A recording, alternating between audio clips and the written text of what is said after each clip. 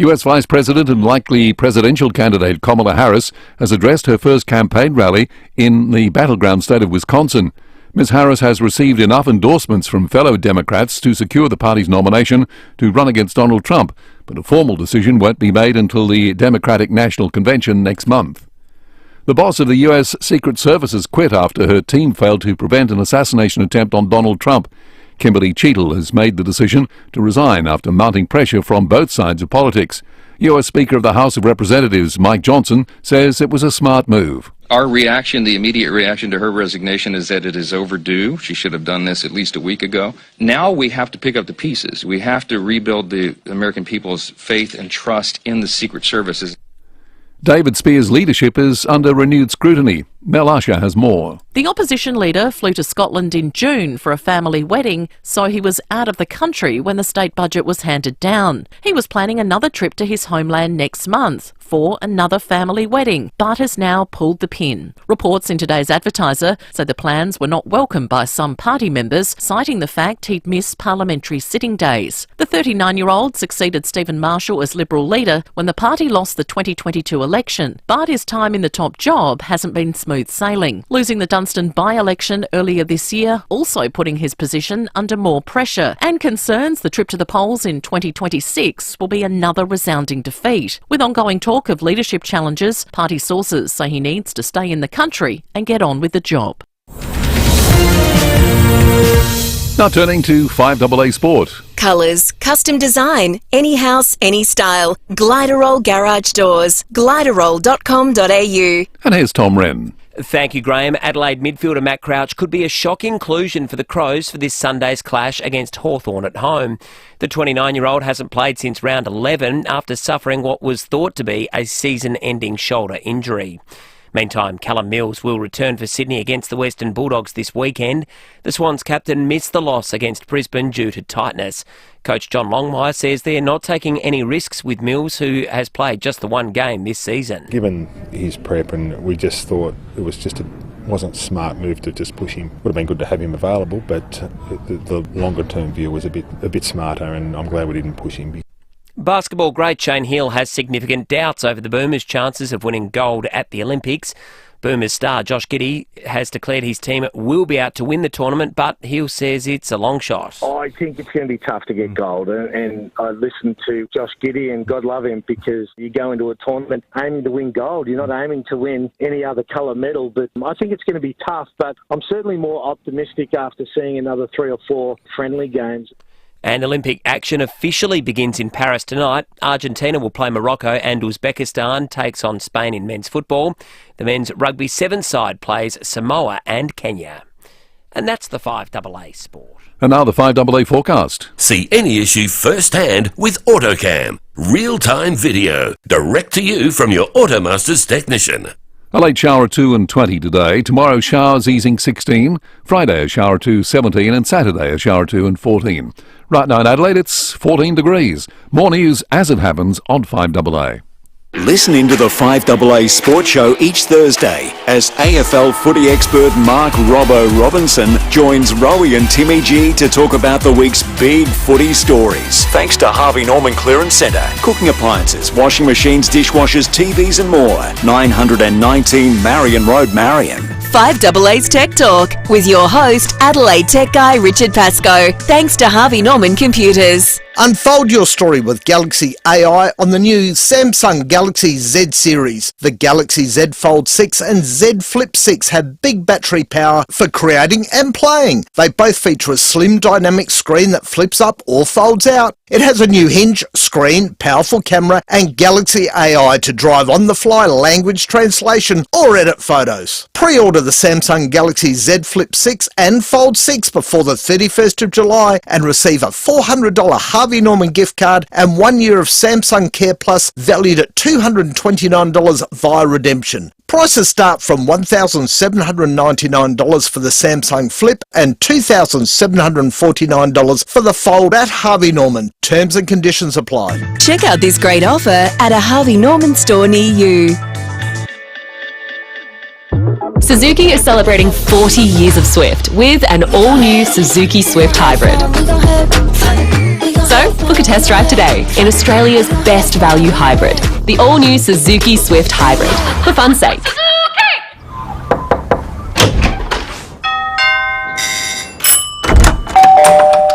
Come on in. We open our doors to people we trust and care about. And for over 85 years, South Australians have been opening their doors to Rest Haven. In turn, we've been opening doors to an easier, better life at home. From personal care to help with the shopping and social outings, you'll welcome the care that Rest Haven brings. Harris Scarf clearance sale is on now. That's right, massive clearance sale on now. Save big on bedding, kitchen, electrical and women and men's clothing. Deals won't last, so hurry before it's gone. Exclusions apply. Harris Scarf, great brands, great prices. The Posture Care Chair Company has moved to a new home at 107 Sturt Street between King William Street and Whitmore Square. Discover our tailor-made chairs crafted right here in Adelaide with our patented zero-gravity design. And say goodbye to all comfort complaints. Celebrate our grand opening with us and save up to $1,000 on your brand new tailor-made recliner chair. Plus, complimentary express build, plus free delivery. Come on in and visit our new place. The Posture Care Chair Company. T's and C's apply.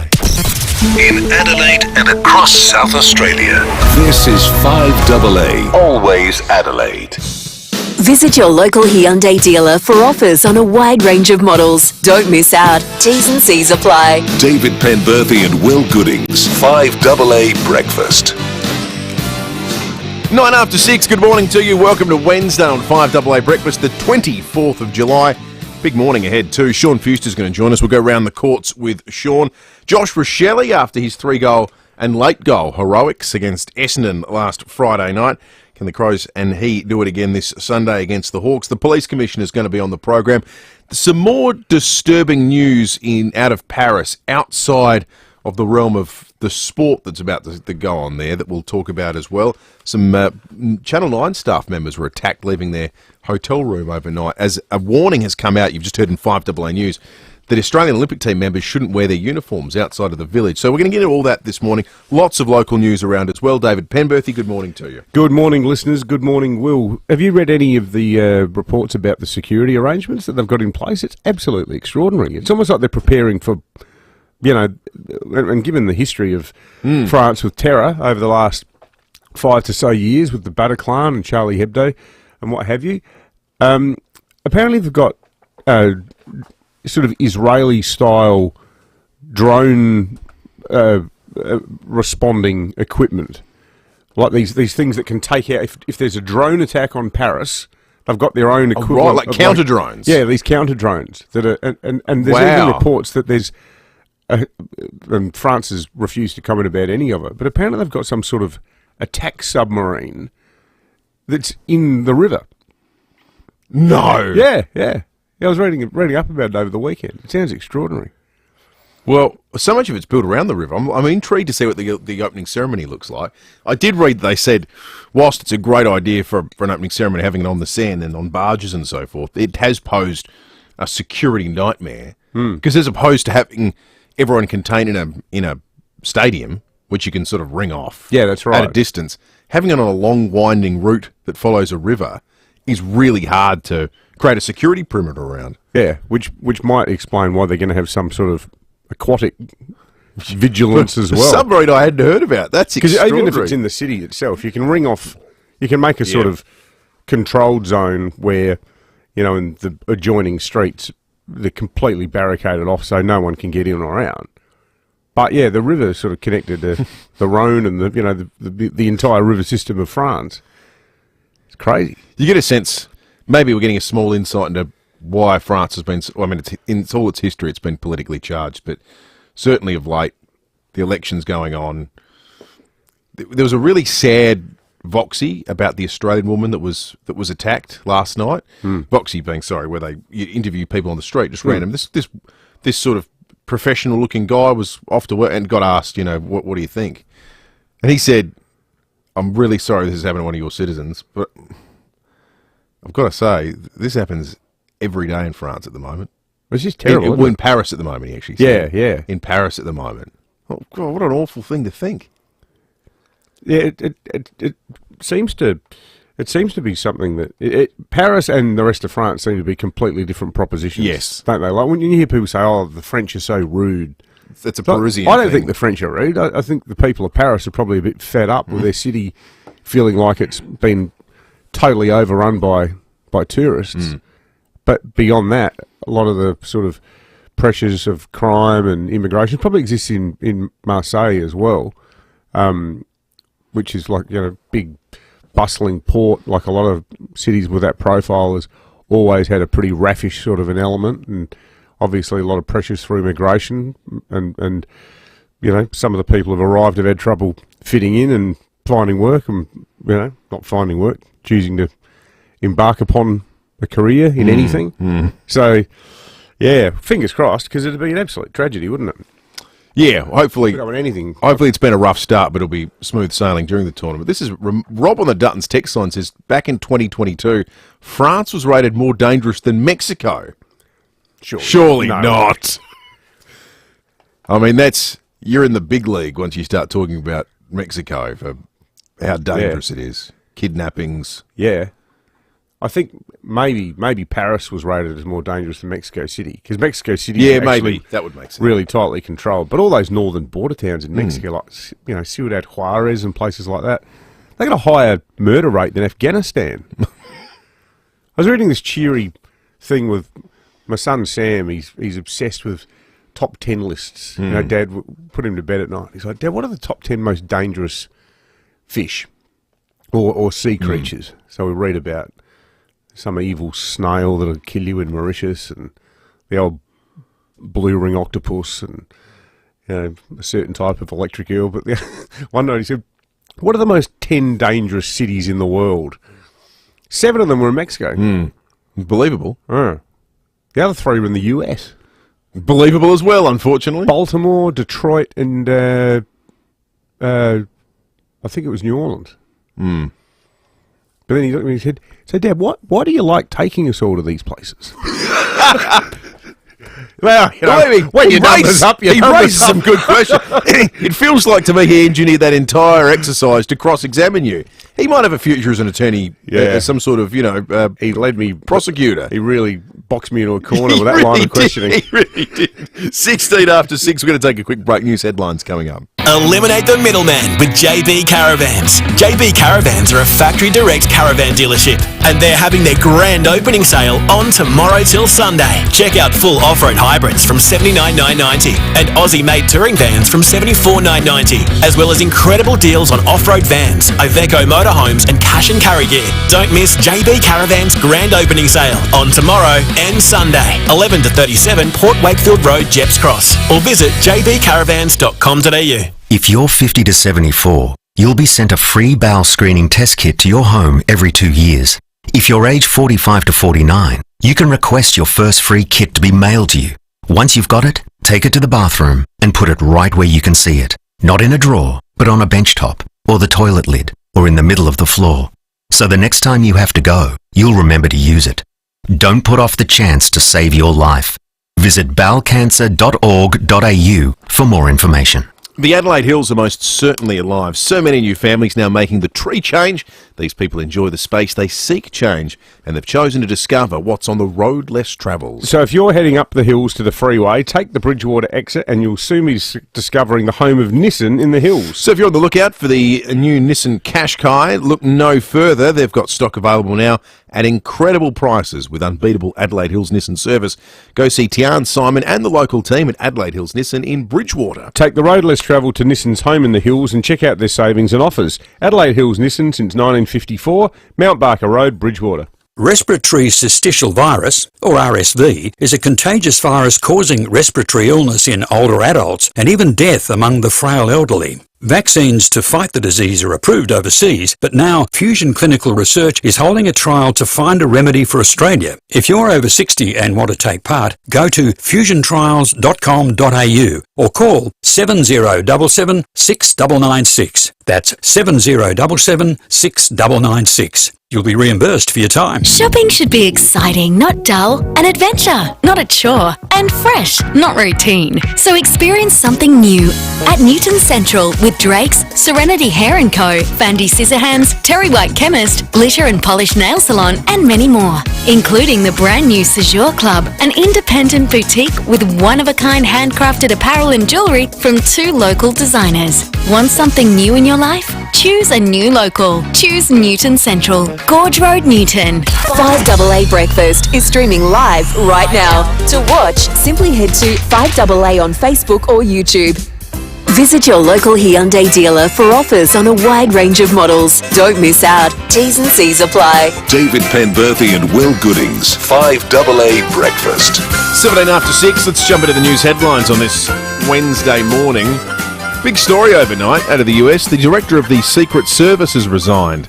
It comes a day after that extraordinary cross-examination that she got over the agency's failings during the assassination attempt on Donald Trump. Kim Cheadle had been the head of the Secret Service for 2 years. The problem with the cross-examination, you don't want it to ever turn up to one of those, like a Senate Estimates Committee here in Australia, where there's a bipartisan approach to grilling you, spit roasting you on the, on the committee, where there was no friendly. No. There was no Democrat or Republican or anyone saying... She had to go, and she had to go, I think, on the basis of one answer.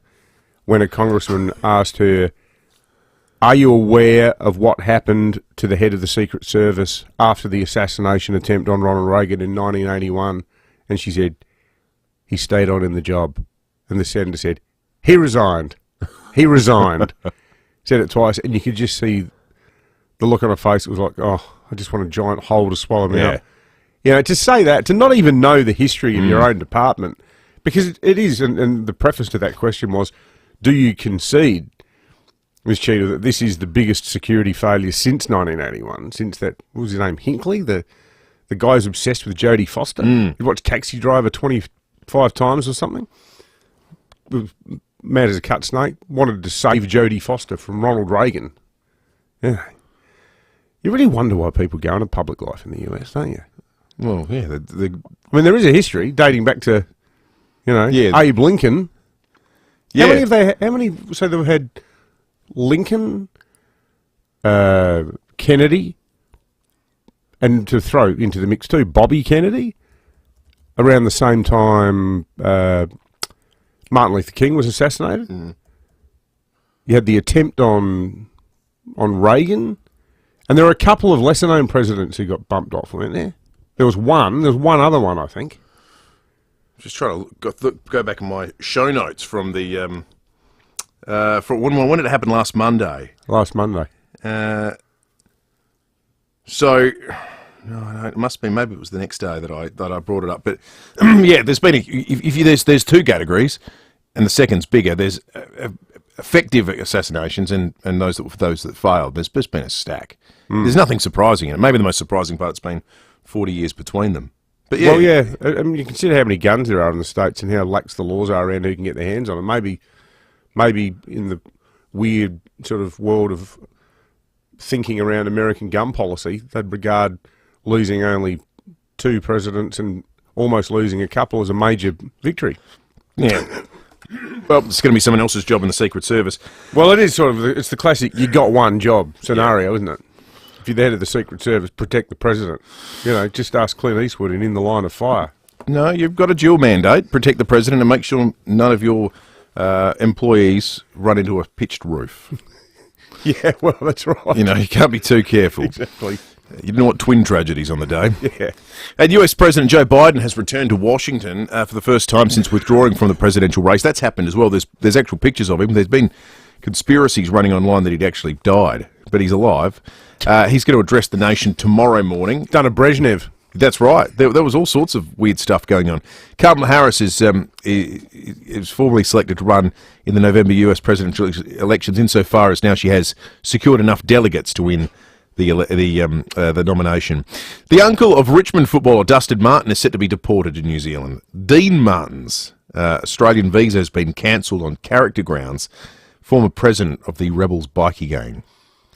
So Dusty's dad got deported famously years ago, didn't he? And then died in New Zealand. Yeah, crikey. Interesting lineage, isn't it? Yeah. The federal government has announced new funding into consent and respectful relationship education. They're pouring $77 million into the program over the next 5 years. Every school around Australia will have access to evidence-based, age-appropriate and expert-developed education for students. Tech giants are being threatened with hefty fines if they don't report their progress in combating child exploitation on their platforms. For the next 2 years, companies like Meta and Google are required to report back to Australia's e-safety commissioner every 6 months. The measure's been implemented to ensure businesses are lifting their standards.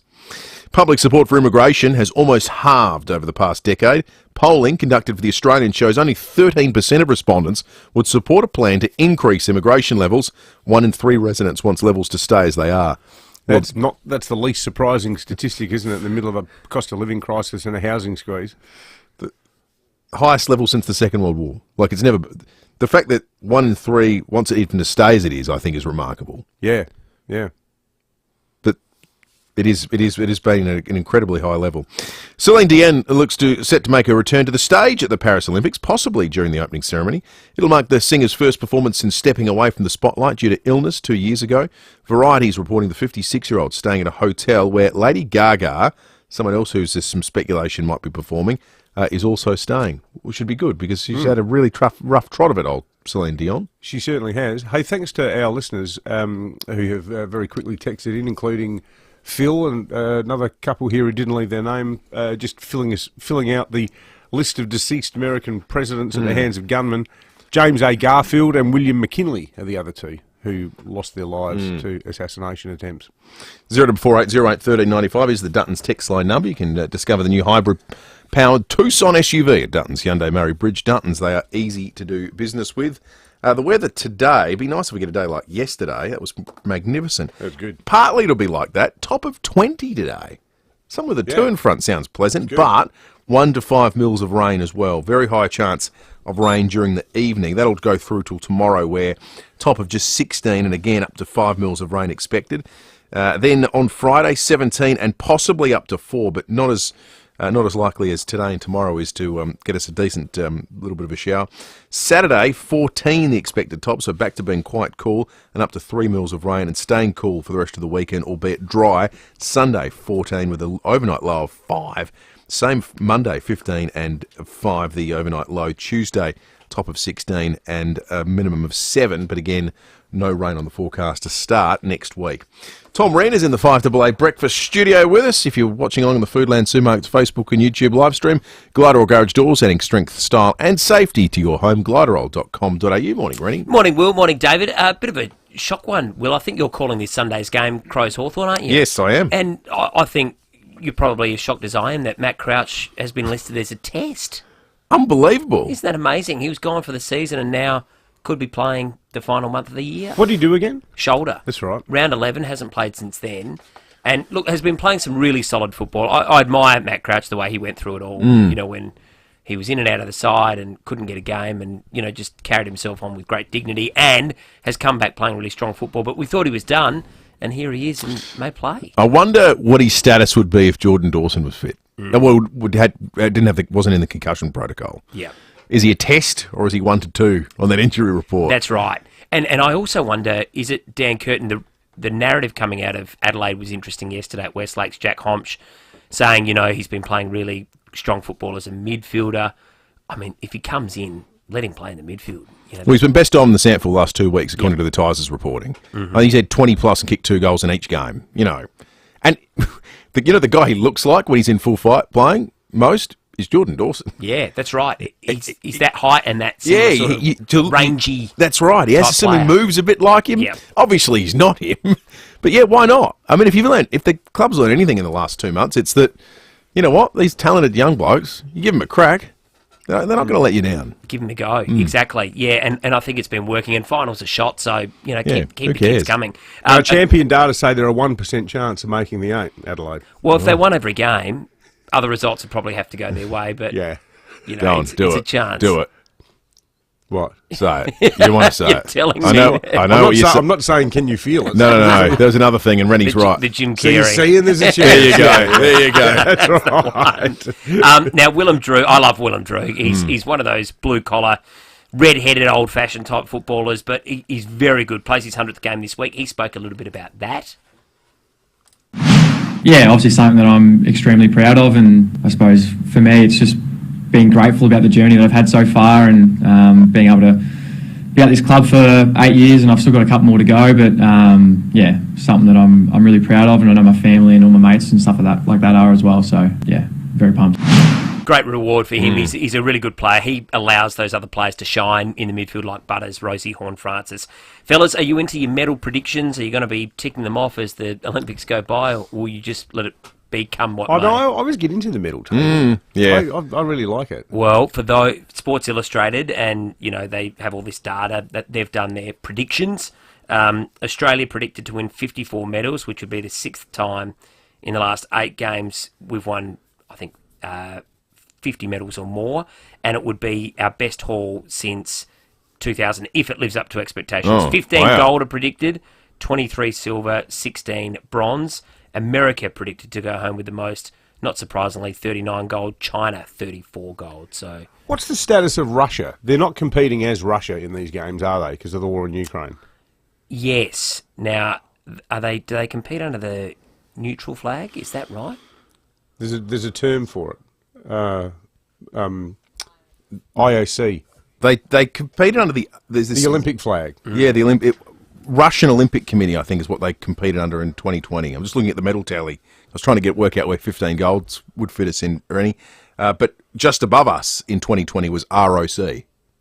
Right. Which apparently they're only sending 15 athletes. Russia. Well, they're not going to get 20 gold medals then, are they? Unless they get some real red hot. Not unless Vlad Putin's got anything to do with it. Alexander Popov is back in the pool and just taking everything out. I think it would have us in the top 5, Will, if that was the case. Yeah, 15 would get you 5th. So the Netherlands was 6th, and France and Germany were all equal on 10, and Italy, in fact, last time. And we had 17 golds. You think France will do well? The home nation always does well. Pumping the cash. Australia's best ever was 2000, wasn't it? Yeah, at Sydney. In Sydney. Yeah, it always helps when you're at home, doesn't it? I want to see like Togo or St Vincent and the Grenadines. That's the great thing about the Olympics. And I mentioned Togo because there was a guy from Togo who I think won Togo's first ever medal. It was a bronze in the kayaking at the Sydney Games.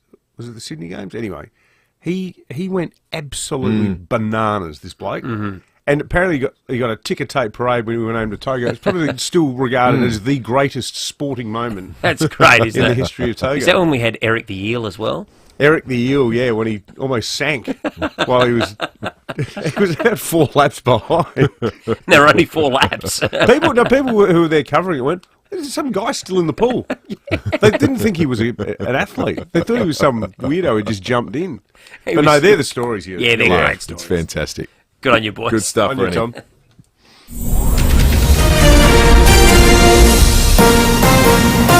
This is 5AA News. Always Adelaide.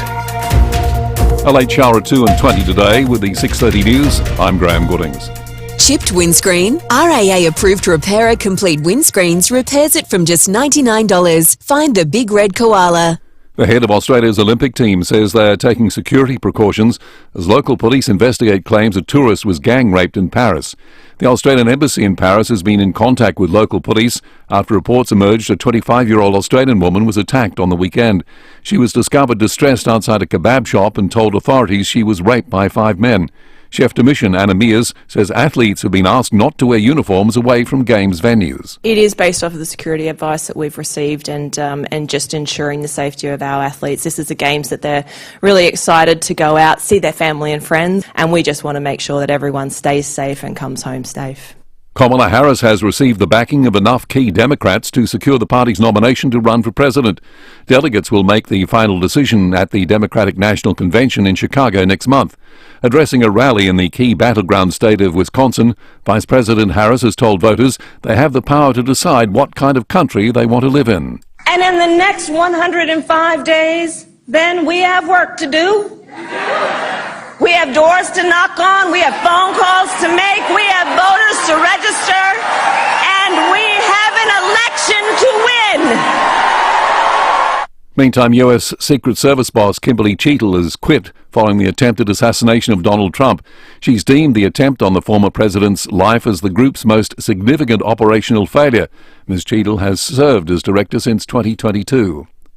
The contents of school bags are more valuable these days. The RAA's head of claims, Jess Lyon, says it may be worth insuring children's devices. With South Australian students returning for Term 3 this week, we're encouraging parents to ask their insurer if their home and contents policy covers their children's valuables when travelling to and from school. So things like laptops, iPads and phones can be damaged or lost. Cost of living pressures are having an impact on our birth rate. It's the sharpest drop in fertility since the 70s, with birth rates dropping in all states except Tasmania and the ACT. Sydney is leading the slump with a drop of 8.6%. In Adelaide, the birth rate has fallen by 1%. Telcos are being put on notice over failures to assist customers experiencing financial hardship. Under rules protecting customers, companies are required to set up a payment assistance plan for those struggling to pay their bills. Australian Communications and Media Authority spokeswoman Samantha York says 10 telcos have been handed a formal warning for failing to comply.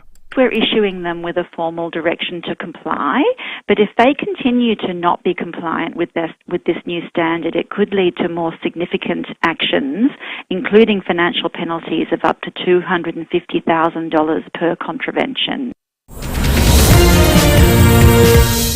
And now turning to 5AA Sport. Gliderol Garage Doors, adding strength, style and safety to your home. Gliderol.com.au. And a very good morning, Tom Wren. And a very good morning to you as well, Graham. We'll start with some football. Port Adelaide remains hopeful. Todd Marshall, Kane Farrell and Lockie Jones will all play on Friday night.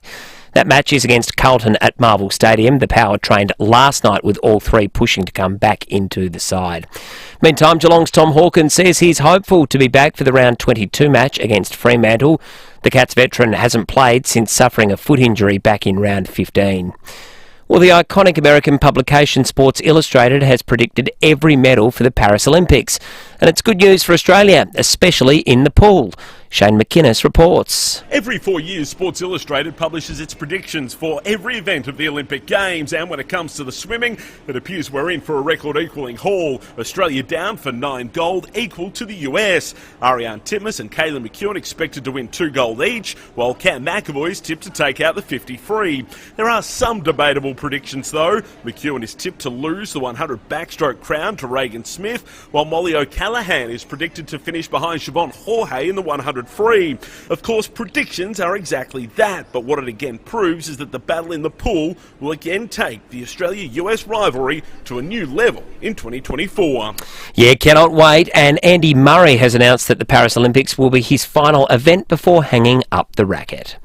And that's the 5AA Sport. Thanks, Tom. Now the 5AA forecast. See any issue firsthand with AutoCam. Real-time video, direct to you from your Automaster's technician. A late shower or 2 heading for 20 today. Tomorrow showers easing 16. Friday a shower to 17. Saturday a shower to 14. Right now in town it's 14 degrees.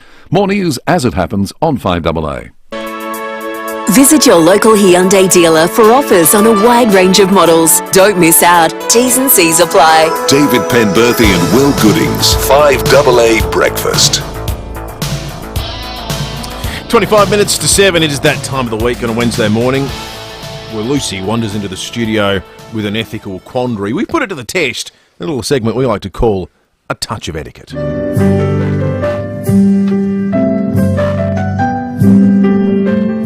Of course, we need your help with this, folks. 8223 You can text us to on the Dutton's text line, 08 1395. Morning to you, Luce. Good morning.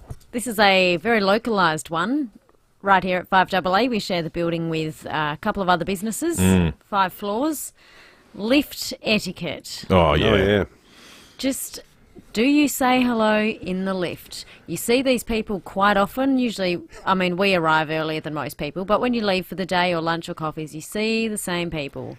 Don't they look at us with hello? They often look at us with an oozing sense of disdain when we're leaving as they're arriving. Yeah, I also feel like I cop the disdain look for my bed hair. They're like, as if you have a job. Like, look at you.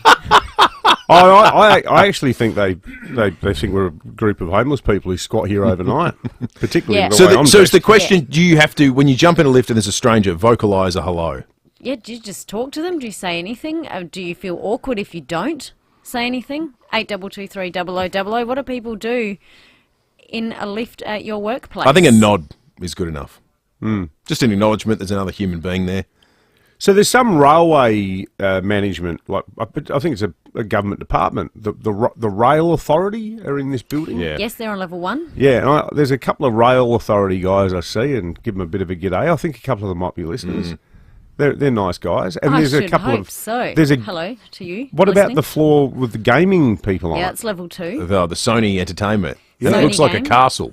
Oh, like a dungeon. Yeah, It's weird. like a dungeon. It's spectacular. Oh, you wonder what's behind there. Well, who knows? Who knows? I thought it was the Hellfire Club when the lifts opened the first time I saw it. Someone's one. Nathan says, so a blank stare followed by a sigh and shuffling across to make room is poor form, is it? I don't know. No, that's fine. That's If fine. you make room, like you don't, I think that's enough of an acknowledgement that, like that someone else is there. You know what? You've given them room. You don't have to say it. I thought the thing you were going to say was, when it comes to lift etiquette, is do you let people off before you try and get in? Oh, we can discuss that as Because well. if there's something on this earth that I have an irrational anger about, it's the barge in when everyone's trying to get off. 100%. I don't know. I'm just something. It switches. I'm not quick to anger, but it makes me really angry. And it's quite confronting when you go to other places in the world. We've talked about this before about how good Australians are as queuers, and this happened recently. I was overseas, and it often happens in places where there are huge populations. And you line up like you would in Australia, and you suddenly find 50 people barge past you. You got to act like a local. You've got to act like a local. You'll never get through a check-in. You'll never get served. You won't be able to get on a train. Can't get. The metro systems. You just got to. I think Australian culture shock about queuing is massive around the world. Queuing orderly should be an Olympic sport because we would rock it even a notch higher up on the medal table. We're really good at it in this country, and it's a unique and rare skill internationally. This is interesting. Oh, sorry, Luce. No, you go. Dan from Woodcroft says, good morning, team. I think it's nice to say hello to people when you make eye contact, particularly when you work in the same building. Saying hello makes everyone's day better. No need for a deep and meaningful conversation. I think that's probably fair. What if you work in the same building, you see them all the time? Do you ever get beyond the, mate, what's your name? I know you work on level 1. I don't feel the need to ever get to that point.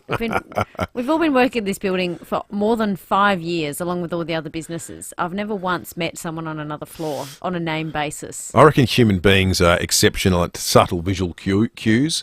And I think most of the time you go, this person doesn't want to chat and I don't want to chat. And we kind of get it. Well, the thing that's changed it, I think, and has given people an easy out to avoid human interaction is the invention of the mobile. Because invariably you get into a lift and you just sort of look down at your phone. Yeah. If there's someone else there, you might go hi and then you just look at your phone. And you're not looking at anything. You just be like, what I'm doing now, and just go and scroll. But isn't that sad that we've come to that It point is. then? Because You're just scrolling on the home pages? if you look at photos of the Red Rattler trains in South Australia from the 1960s and 70s, people were talking. You had your... I don't know. I've seen that classic old photo of everyone's just reading the newspaper. What are they doing now? You're just reading the newspaper on their phone. Reading something on their phone. Marge in Hampstead Gardens has called in. Morning, Marge. Oh, hi. Yeah, about the lifts. I got in a lift yesterday in City Cross, and it's a long, narrow lift, and the guy got in and I felt real uncomfortable. I don't know. You know, someone steps in behind you straight. I didn't see him. It was harmless, but I just felt it freaked me out. It was in your personal space, Marge. I must admit, I reckon... Not really. I just felt uncomfortable with a guy in there. I don't know why, but no, I didn't really like it. Did he look a bit sus, Marge, or were you just feeling a bit vulnerable? Public places, like in the workspace, you see the same people all the time. But if you're at a shopping centre where you need a lift, can be a little bit like you feel like you just want to get in the lift yourself. You know what I love? I've become friends with Judy. Judy is the lift lady on the eastern side of the Adelaide Oval. She does the lift up to the commentary box. She's always there. Yeah. Yep, Oh, you know Judy too. Yeah. She's lovely. Everyone who works in footy knows Judy. Yes. Oh, of course, you guys are going that way too. Yes, she works in the media lift. On the rare occasions I'm at a game, I always see Judy and I'm saying, "G'day, Judy." Hope she's listening now. If you are, Judy, we send you Different all lift. our best. Different lift, that one, I think. That's an old-fashioned David Jones lift attendant style lift. Yeah. This is sort of more personal. Dominic, good morning. How you going, guys? Good, thanks, I Dom. think you got to give credit to the ladies that used to work in Harris Scarf lifts every day, all day. Imagine some of the stories they got, people coming into those lifts. Yeah, well, when we have a few listeners who worked in those shopping centre lifts back in the day. We'd love attendants. to hear from you. 8223 give us a ring. Graham makes a good observation on the Dutton's text line. Says it doesn't cost anything to say hello. I hate how people avoid eye contact these days. Yeah. Yeah, I think that's derived from females being scared of their safety if they glance at someone who's looking a little bit shifty. Yeah. Good luck. But even in the suburbs, I know sometimes I'll be gardening on the weekend, and we had a few weeks ago, we had a whole bunch of avocados, and the kids decided to sell avocados on the footpath, and a lot of people walking past going, "Oh, good on you kids, I'll come back." Interesting story about a cashless society. Because invariably people would say, "I'd love some avocados, I just don't have any money." Yeah, did they ask Sam and Charlie for an FPOS machine? That's right. I should have set them up with one. If they had one, they would have cleaned up. But I reckon about a third of the people who walk past, some of them you'd see them coming, so they'd cross the road and walk on the other side. Others just walk past, sort of like they were looking up into the sky at something. It's weird. It's like you get two kids aged 6 and 9 out there selling avocados, and you don't want to go, "Hello." Yeah, that's a bit strange. Kevin says lift etiquette. What about receiving phone calls? Having to huddle together in a confined box while some goose yaps away on their phone is the height of bad manners. Could not agree more. Well, where does it stand if you're already on the phone and you have to get into the lift and go somewhere? Then what? Like, do you hang up and just say, "Sorry, I'm going into the lift"? I think if you get caught and it's important, you have to at least make an audible indication to the other people in the lift that you've tried to be quieter. Like, you've got to indicate you're aware that this is a bit rude, and now you're trying to say, "Hey, sorry, I've just walked into a lift." You've got to do one of those. I think you should stop talking completely and say, "Hang on, I'm in a lift. I'll talk to you when I'm out." Yeah. Just hold on. I'll just be a couple of minutes. To your point about irrational anger, you know what sends me absolutely apoplectic with rage? If I'm at the supermarket and there's someone in front of me paying for their stuff, not talking to the checkout assistant, and they're on their phone. I think that is the absolute height of human rudeness. You think, what is this person serving you like some inanimate object? Are they the equivalent of the self-scanning checkout? Are they like a robot? You've done well to line up behind someone also queuing for a checkout chick, because they're few and far between these days. I always find I know you do, but I'm impressed you had to line up behind someone. Never self-scan. Well, that was good. That was sort of turned into everyone's individualised sound-off, that touch of etiquette, which I guess in its own way is what it's about, questions of etiquette.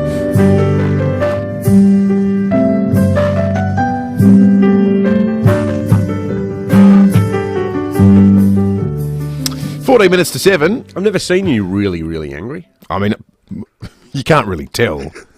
You have to just trust me. Because you don't blurt it out. I'm not a boiling with rage type, obviously. No. Yeah. I've seen you annoyed, but I've never seen you really lose your mind. Conversely, I reckon you've seen me lose my mind a couple of times. Couple of times here or there. Couple of times.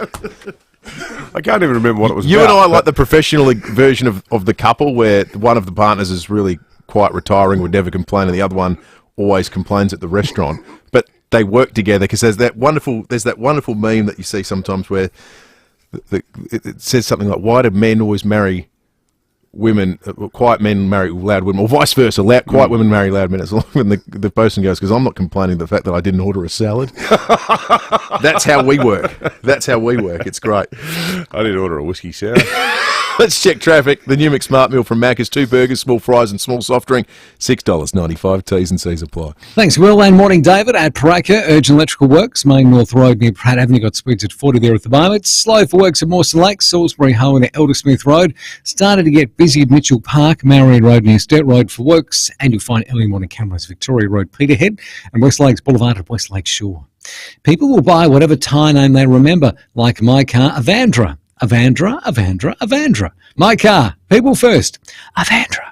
Adelaide's most accurate traffic on 5AA.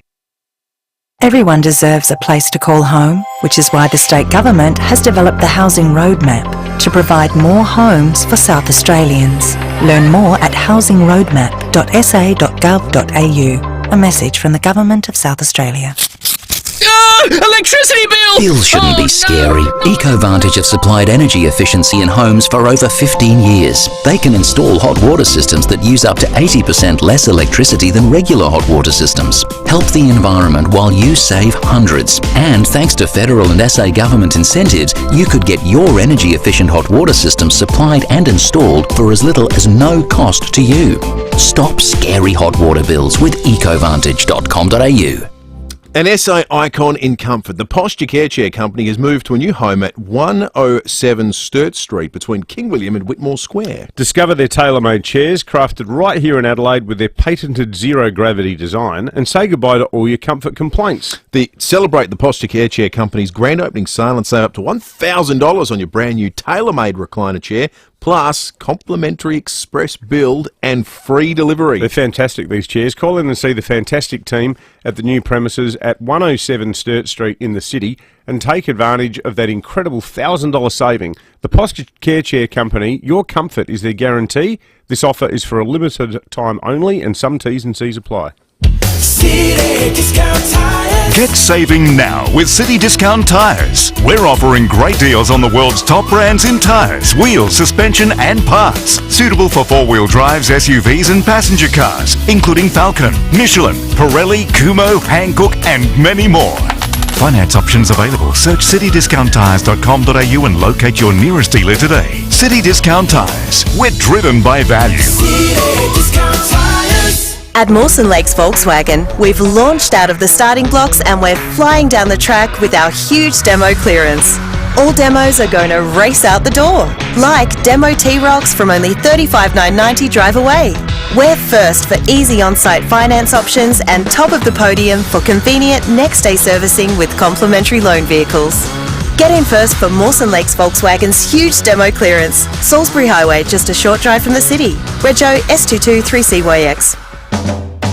Visit your local Hyundai dealer for offers on a wide range of models. Don't miss out. T's and C's apply. David Penberthy and Will Goodings, 5AA Breakfast. 11 to 7, it's a tale of two data points on the Bureau forecast today. Chris Kent's going to explain from the Bureau of Meteorology. Chris, you look at the maximum temperature and it looks nice, then you look over and it's going to be a bit of rain on the way as well. So what kind of day have we got? Yeah, we've got a warm 20 degrees on the forecast today. I say warm by sound because it's not going to feel too warm because we're going to have pretty strong northerly winds around, and then also cloud's going to be increasing as well. So we've got it's going to feel a little bit cooler than the 20 degrees this afternoon when we're out and about. But anyway, there is some rain on the way, expected to arrive around Adelaide this evening, and then sort of continue throughout the night tonight and before easing sort of early Thursday morning. So expecting around 5 millimetres or so for Adelaide, probably a bit higher, maybe up around 10 up in the Mount Lofty ranges. But expecting until sort of that rain comes this evening, should be sort of reasonably pleasant day out there today. Good stuff. Sounds like a nice rainy night. Bit of everything. Thank you, Chris. Let's head to SAPOL. Senior Constable Jen Cullinan joins us. Jen, an extreme speeder has been caught on a motorbike near Woomera. So is this Groundhog Day? Didn't we do an extreme speeder being caught exactly 24 hours ago? On a motorbike too. On their L plates? They're on their Ls. This one have a full licence, Jen? He did, yes. Oh, well. I didn't realise you did one yesterday. Big green tick. You have one day off and look, they steal my story. Yeah, that's right, stealing your thunder. I know, exactly. Well, this one was about 3:45 yesterday afternoon. Patrols were doing mobile speed detection duties on Olympic Down Highway near Woomera when they detected the Yamaha motorcycle allegedly travelling 171 in a 110 speed zone. So the rider did have a full licence, and he's a 24-year-old man from Risdon Park, and he was issued with a 6 months loss of licence. They impounded his motorcycle, and he's going to go to court at a later date. Unbelievable. As we said yesterday too, given how overrepresented motorcyclists are in the death and injury stats, it's absurd. Jen, also drugs have been found in a car at Brooklyn Park. Yeah, and this was about 7:30 last night. Police were patrolling the Brooklyn Park area when they spotted a Volkswagen acting suspiciously. They stopped the car and spoke to the driver. He was a 23-year-old hacker man, and they had cause to search the vehicle. And inside they located several bags of white powder suspected to be cocaine and methamphetamine and 3 ice pipes. So they seized those items. He's been reported. He's going to go to court at a later date. And to round it out, Jen, a drink driver at Edwardstown. Yeah, just to finish it off, about 7:20 last night, police were patrolling on Raglan Avenue when they spotted a Holden Captiva swerving in and out of the bike lane, seemingly unable to travel in a straight line, and they pulled over the driver, a 24-year-old park home man. He was breath tested and returned a positive reading of .163, which is 3 times over the limit. So he's been reported for drink driving in a bike lane, and he's lost his licence for 12 months and lost his car for 28 days. Yeah, all of that extremely avoidable behaviour, I would have thought. Good on you, Jen. Senior Constable Jen Cullinan there from SAPOL. Speeding at Woomera, drugs at Brooklyn Park, drink driving at Edwardstown, all on a Tuesday. It's not like Saturday night in a notorious party district, is it? No. It's a big start to the week for some people. Yeah. Crazy. Yeah, obviously didn't have much on today. While the rest of us are just leading our boring lives, going to work, paying our taxes. Paying taxes like idiots. There is a bit of excitement going on in Adelaide today for people who like space or indeed work in the space industry or indeed aspire to perhaps one day work in it. The Adelaide Space Forum, hosted by the Andy Thomas Space Foundation, is on in Adelaide today and tomorrow. The Federal Minister for Industry and Science is in town for it. Ed Husick. Minister, good morning to you. Good, gents. How are you both? We're good, thanks, Minister. So what can we expect from the forum? Well, I think it's now the 17th that's been held and brings people from across the world and the country together, about 700 expected today. And down there I'm basically going to announce that the Technology Safeguards Agreement that we've signed with the US takes force from today, which means it'll be a good thing for the local space sector because it means we can work with the Americans on launching and landing their space technology on Australian soil, and that's going to add nearly just over $1 billion to the economy over the next 10 years. So it's a big deal for jobs and economic activity and a great sign of the strength of the local sector internationally with one of the biggest, obviously, countries that's involved in space on the planet. So in sort of layman's terms, does that mean that, like at the moment, if there's some American satellite company that would normally, ring their mates at, I don't know, Cape Canaveral and say, can you fire this into space for us? They can say, well, actually, you can do it from the Eyre Peninsula and it's a bit cheaper. And Yeah, that's right. Because it involves handling very sensitive technology and you need to make sure that you've got all your ducks lined up and you've got yourself ordered up properly in line with their expectation. That's what the agreement effectively in layman's terms does. It allows for that confidence in the US that their technology, working with a partner country under the agreement, that can all work safely and securely. And it just opens up economic opportunities for both Australian and US firms to work a lot closer together in terms of that activity. And there are a lot of Australian firms that are very excited about the idea now that they can work with US firms because it opens up a good commercial pipeline for them. Minister, how's the space industry broadly in Australia held up in an environment where you've got inflation's obviously been an issue globally, you've got interest rates going up globally, there's less private capital, I would imagine, or there's a smaller pie that everyone's fighting for investment from, and that goes true for governments as well. Has our industry suffered a bit, or has it held up pretty well? Oh, I think when you take into account those factors that are hitting countries all over the world, it is an issue. In terms of capital and making sure that money is available for firms to expand, our Reconstruction Fund, our National Reconstruction Fund, can be accessed by the local space sector if they need to be able to grow and expand their footprint. And the sector, I think, is very well regarded based on the way in which they're able to work with others. And agreements like this will give them more chance to strut their stuff because we do have a lot of great talent in the country. When you think about Australia's size and the population, we, in so many areas, particularly in terms of science and research and the know-how when it's applied through companies like, for example, in the space sector, we do very well relative to our size. So agreements like this are really critical to be able to give another pathway for firms to work together, and again, another platform for Australian firms to be able to show what they're capable of doing. I don't want to rain on the parade, Minister, on the cusp of the conference, but you were pretty unpopular locally last year in the space industry when you ripped all that money out of those programs. Do you still stand by that decision? Is there any chance that some of that money could be reinstated, because it was a significant hit that the industry took locally, and you think it's something that government should be getting behind to grow it rather than pulling the rug out from under it? I totally get like there'd be people that weren't happy with that decision. I understand. If you rewind back to why we had to do it, at that point we were working to try and rein in a budget we thought needed to have, get into surplus, and now we can say that we can not only bring that budget under control, but also do things that are important for the broader community. And it does involve tough decisions that people won't like, and I understand that. But what we did do to try and help out is, like what I said a few moments ago, open up our National Reconstruction Fund to space related activities, so they've got that money to grow. Our industry growth program is also available for firms, particularly as they're the ones that won't have the capital to be able to create a rate of return, but rather are embarking on new technology and need that level of grant support to help them get by. And also Australian Space Agency, which is based in Adelaide, we back them in too to keep their work going on in Adelaide and keep doing more. So we've done a number of things, but I totally appreciate you're never popular when you make a funding cut of that size, and it's just something I have to wear, and I think it was an important decision that we needed to make while opening up other avenues for the space sector. Ed Husick, the Federal Minister for Industry and Science, ahead of the Adelaide Space Forum today and tomorrow here in town. Catherine Bennell-Pegg is in town for it as well. Of course, the first Australian astronaut to be trained and will go to space under the Australian flag. We're going to chat with her on Friday on the program. Oh, brilliant. She was a terrific interview. We spoke with her on the night she graduated from the European Space Agency, you might remember. Was that this year?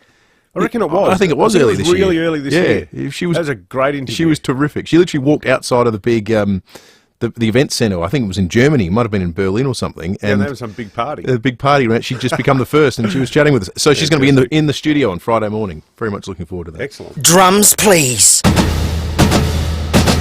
Unprecedented, unparalleled, unrivaled. For the very first time, Edwardstown Mazda is offering discounts greater than 10% on all Mazda demonstrator models. Every demo, every model with a minimum discount of 10%. Plus a minimum trade-in of $2,000 on your old vehicle. This offer is exclusive to Edwardstown Mazda. It's gotta be Edwardstown Mazda, the #1 destination for Mazda in SA. The way we connect with listeners is changing.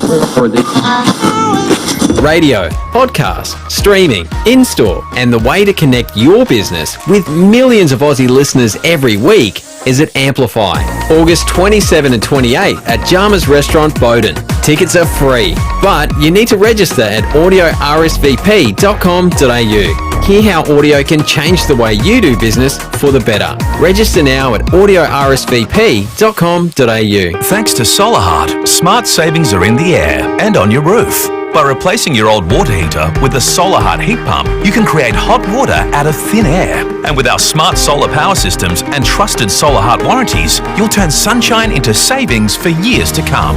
Right now, you'll also save $500 on any SolarHeart heat pump or solar power system 5 kilowatts and above. That's right, $500 off heat pumps and solar power. Get smart. Get SolarHeart. Terms and conditions apply. 5AA Breakfast is streaming live right now. To watch, simply head to 5AA on Facebook or YouTube.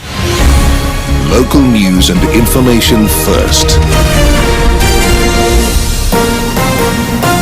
This is 5AA News. Always Adelaide. A late shower at 2:20 today with the 7 o'clock news. Good morning. I'm Graham Goodings. Make RAA-approved windscreen repairer, Complete Windscreens, your insurer repairer of choice. Visit completewindscreens.com.au. 2 9 employees working at the Paris Olympics have been assaulted as Australian athletes are ordered to take safety precautions. Clinton Maynard reports. Two technicians had left the International Broadcast Centre when they were attacked by a group of men during an attempted robbery. The would-be thieves tried to steal a backpack but failed. However, Nine says the incident was serious, but staff did escape injury. At the same time, Australian chef de mission Anna Mears has told athletes not to travel alone. They're also advised not to wear uniforms away from games venues. Local police are also continuing to investigate the gang rape of a 25-year-old Australian tourist. No arrests have been made. In Paris, Clinton Maynard, 9 News. Joe Biden has emerged from COVID isolation as he announced he would address the nation tomorrow in the wake of his decision to end his re-election run. US correspondent Jonathan Kersley. Joe Biden arrived back at the White House after touching down at Joint Base Andrews. Asked by reporters what they can expect in tomorrow's national address, he told them to watch and see. It's the first time the president has emerged publicly since he went into COVID isolation. It was there he announced his decision to quit the presidential race and endorse Kamala Harris. The vice president fronted a rally in Milwaukee today where she celebrated achieving the number of delegates needed to become the presumptive Democratic nominee. In effect, it shapes the Democratic convention in Chicago next month as a coronation as she vows to beat Donald Trump in November. Labor is intensifying its attacks on the opposition leader's nuclear plan. They have used AI to generate a video of Peter Dutton dancing to TikTok. David Spear's leadership is under renewed scrutiny. Mel Usher has more. The opposition leader flew to Scotland in June for a family wedding, so he was out of the country when the state budget was handed down. He was planning another trip to his homeland next month for another family wedding, but has now pulled the pin. Reports in today's Advertiser say the plans were not welcomed by some party members, citing the fact he'd missed parliamentary sitting days. The 39-year-old succeeded Stephen Marshall as Liberal leader when the party lost the 2022 election, but his time in the top job hasn't been smooth sailing, losing the Dunstan by-election earlier this year, also putting his position under more pressure, and concerns the trip to the polls in 2026 will be another resounding defeat. With ongoing talk of leadership challenges, party sources say he needs to stay in the country and get on with the job. We're being warned about the dangers of buying second-hand cars from unlicensed sellers. The state government ad campaign will run across social media, reminding people to do their due diligence when buying a second-hand car and to know their rights. When buying a car from a licensed dealer, consumers have added protection. However, these protections don't exist in a private sale. As students settle into the new school term, the contents of their school bags is in the spotlight. The RAA's head of claims, Jess Lyons, says children are carrying around expensive devices that can easily be damaged. Look at all the things we're carrying in our school bags each day. We're going off to school with our laptop and also a giant water bottle in our school bag each day, and I know how frequently those water bottles can leak. Now turning to 5AA Sport. Colours, custom design, any house, any style. Gliderol Garage Doors. Gliderol.com.au. And now here's Tom Wren with some good news for the Crows. Yeah, absolutely, Graham, and that is that they could spring a major surprise at selection this week and play the veteran midfielder Matt Crouch, which is great news, Graham. Now, the captain Jordan Dawson is out with concussion, and Crouch was expected to miss the rest of the season with a shoulder injury he suffered earlier in the year, but he's now listed as a test.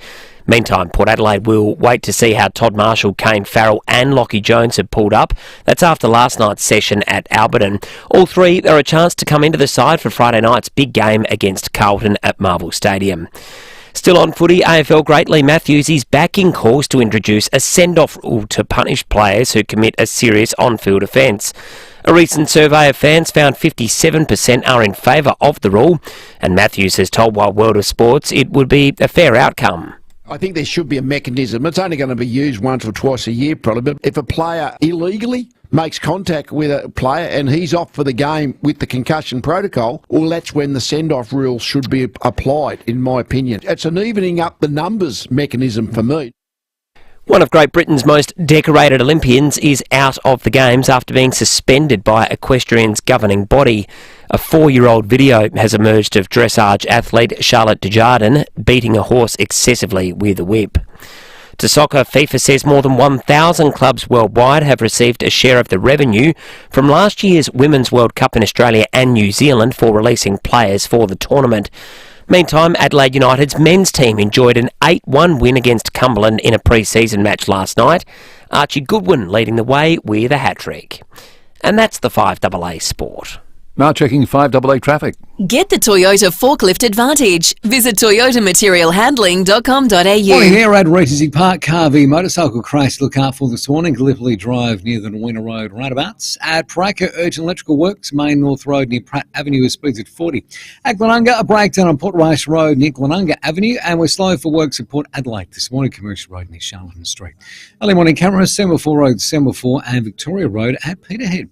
Try new Wonder 5 Health Star bread with 3 times the fibre for soft white and prebiotic for soft multigrain, both with the same Wonder taste you love. It's the best thing since ever. Adelaide's most accurate traffic on 5AA. And now the 5AA forecast.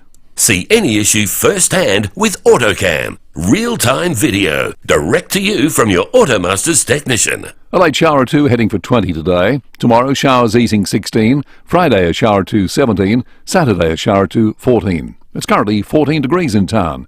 More news as it happens on 5AA. Drums, please. Unprecedented, unparalleled, unrivaled. For the very first time, Edwardstown Mazda is offering discounts greater than 10% on all Mazda demonstrator models. Every demo, every model with a minimum discount of 10%. Plus a minimum trade-in of $2,000 on your old vehicle. This offer is exclusive to Edwardstown Mazda. It's gotta be Edwardstown Mazda, the #1 destination for Mazda in SA. Streaming live via the 5AA Player app on DAB Digital Radio and on 1395 AM. This is 5AA, always Adelaide.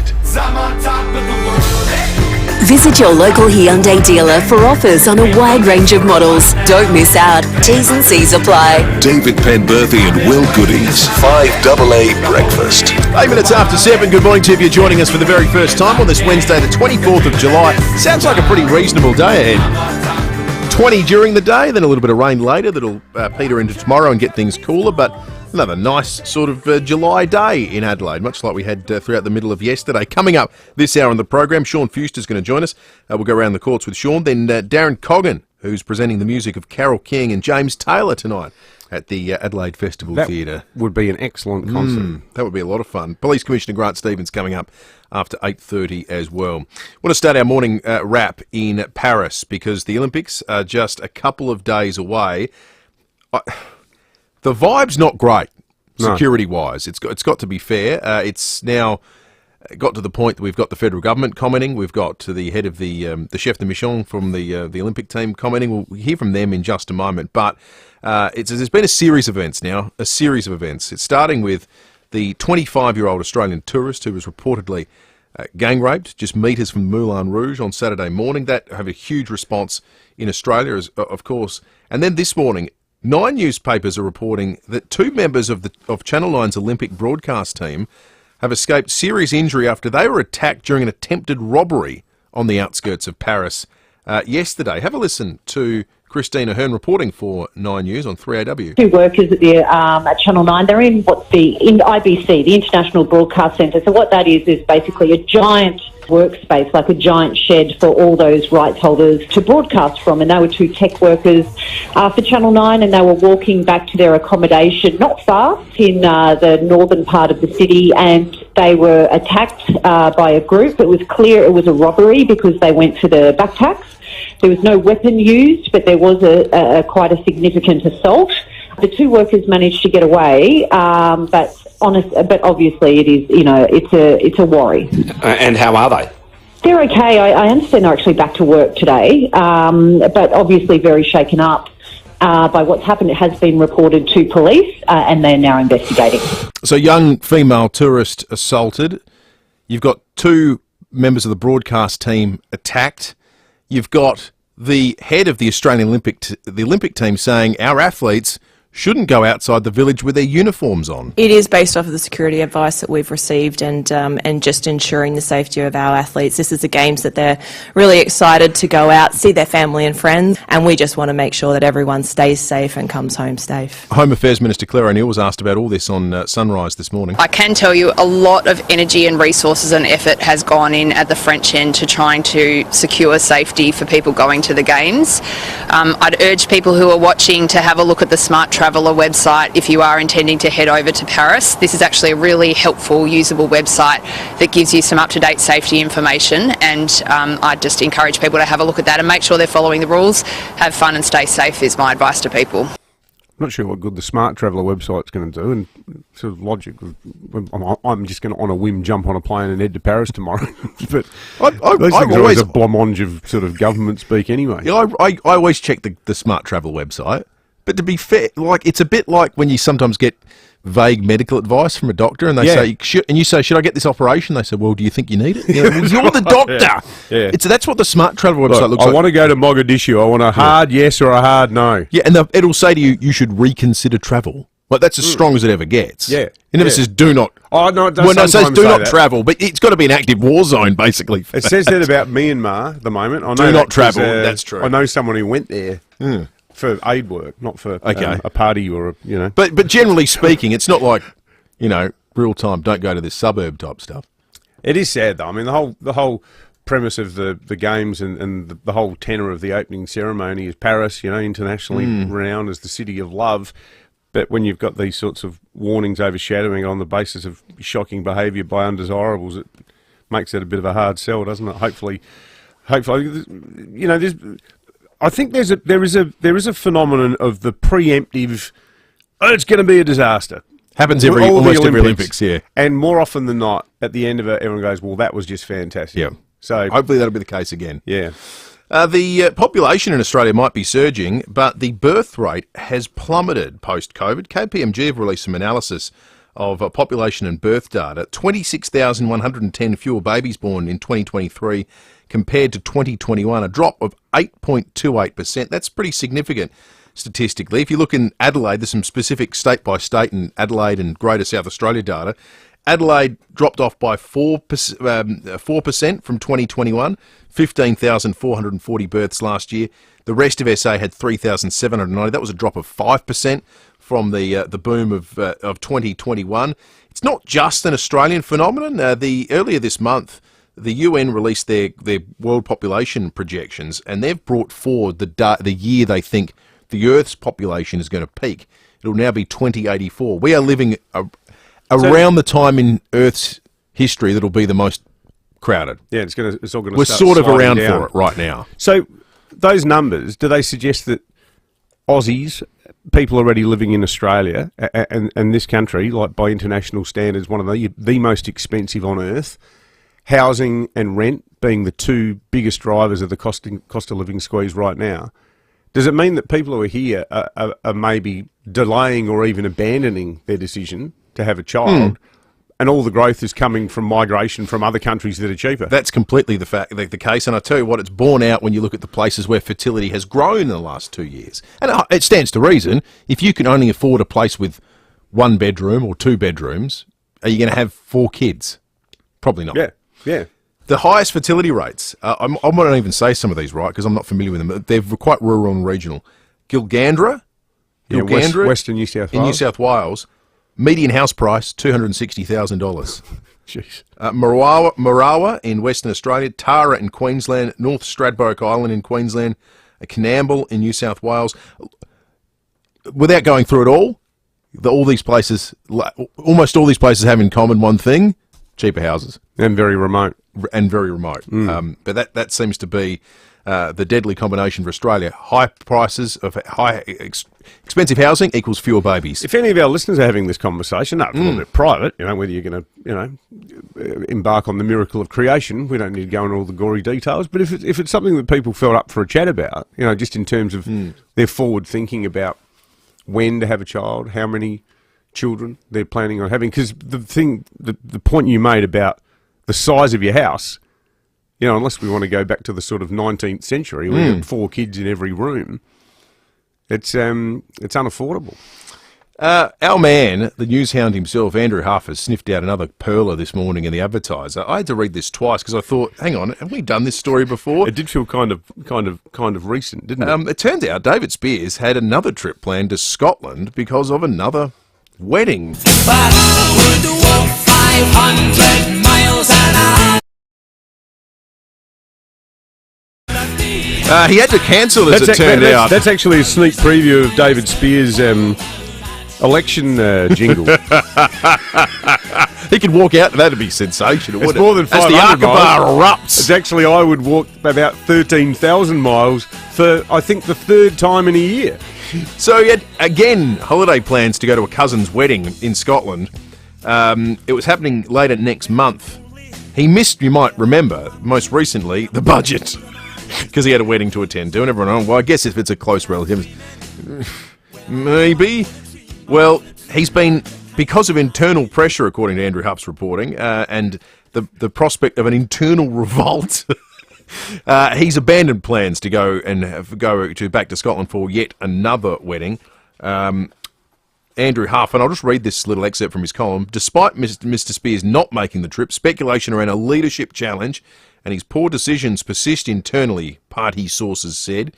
A speculated leadership scenario involves a new dream team of Ashton Hearn, who's currently on maternity leave as Liberal leader, and Jack Batty as her deputy early next year. I think the thing that's keeping him there is the fact that no one is ready or willing to move. But you sort of wonder whether the bigger issue is actually David Spears himself, and quite simply whether he's got his heart in it. I mean, he's in a totally thankless position. He's just inherited the smouldering ruins of a party that squandered a mandate in record time after just one term. The Libs turfed out to their usual spot on the opposition benches here. You had Vicky Chapman chucked it in. Stephen Marshall was clearly not interested in sticking around as leader, and then as the member for Dunstan, he's gone too. There was no one else in the party who was the obvious choice. This guy basically got handed the mother of all you-know-what flavoured sandwiches. He's up against a guy who, rightly or wrongly, is clearly regarded by a lot of people as a genuine rock star. The bloke walks out and... Peter Malinowskis is the only politician in Australia who can stand up at a sporting event and get cheered. I mean, it helps that he keeps organising sporting events and that all the people in the crowd love sport. He cracked the code a bit. He did, yeah. He said, hang on, people like footy. Let's have some footy. But setting aside his many other problems, none more so than, I mean, maybe some of our listeners spent last night in the Flinders Medical Centre car park and would like to give us a ring, because that's clearly been a roaring success, his ramping promise. All of that aside, Malinowskis is unassailable. The Dunstan by-election result underscored that. Unprecedented, or not for decades, had a government won a seat off an opposition in a by-election. Century, I think. Yeah, it was 100 years. Yeah. 100 years. So if you want any proof of public sentiment, we'll offer that one up. I just don't think the bloke's got his heart in it. Well, I think you've, to some extent, to be successful as a leader of a political party, you need to be obsessive and selfish. Oh, you need to be Bob Carr when he was opposition leader, because he won a completely unfancied election against John Fahey. John Fahey had just won the rights, talking about the Olympics. John Fahey just won the Sydney Olympic bid and he lost the election. Yeah, what did the bloke do to deserve that? Yeah. But Bob Carr once said to me, when you're in opposition, you need to behave with all of the energy and ethics of a current affair news crew. He said every day you got to wake up and go, what can we do to paint the government as a useless pack of morons? And it's stunts and it's press conferences and it's just outrageous, over the top, often even unfounded allegations about, policy failure. But you just sort of get the sense that they're just sitting around staring at their navels, the Libs. Well, you also get the feeling they're caught in this zombie zone at the moment, because it feels like everyone's just waiting for Ashton Hearn to come back to move to the next generation. But even she might just get burnt by being pushed in. Yeah, absolutely. But I mean, her baby's probably not even 6 months old. No, well, absolutely. But that's the feeling you get. Is there sort of in this? Well, we kind of know where next year is going to be, but they're not ready to do it yet. And we'll hang out until we get there. Maybe it's Vincent Tarzia. Maybe it is. Vincent Tarzia may think so. Who knows? But yeah, what do you think, folks? Is he making any impact? Do you have any thoughts about David Spears? Would you give him any tips? 8223 0000. And Dutton's text here, anonymous. This is interesting. Someone here says, I'm 29. I'd love to have 2 kids, but don't know if I'll ever be able to afford it. My partner and I have recently bought a small 2-bedroom unit, and while it's wonderful to own our own home, even that stretched our budget to the limit, and we couldn't fit a single child in here with us. So unless I get about a 100% pay increase in the next 5 or 6 years, it probably won't happen. Added expense, we are a lesbian couple, so we need to be able to pay for IVF before we even consider the expense of actually having housing and feeding children. Thank you, Anonymous. Good on you. 22 minutes after 7, let's check traffic. We'll come back with sport in just a moment. The new Mix Smart Meal from Macca's, 2 burgers, small fries and small soft drinks, $6.95. T's and C's apply. Thanks, Will. At Regency Park, Carvey Motorcycle, Gallipoli Drive near the Weena Road roundabout. At Paraka, Urgent Electrical Works, Main North Road near Pratt Avenue. Speeds at 40 there. At Glunga, breakdown on Port Race Road near the Glunga Avenue area. And we've got works at St Peters a bit slow. Paynham Road near Ann Street. Look out for camera this morning, Victoria Road at Peterhead. The Audi demonstrator clearance is on now with exceptional opportunities on select demonstrator models at your Audi dealer until August 31. T's and C's apply. Adelaide's most accurate traffic on 5AA. 5AA Mornings with Matthew Pantelis. Police will test for cocaine in drug tests from next year. Go your hardest as far as I'm concerned. Drug driving is as dangerous as drink driving, given the effects of cocaine, an overstimulated central nervous system, increased risk-taking behaviour, delusion, affected vision. Matthew Pantelis. You don't need any of that behind the wheel. There's enough of that going on without the drugs.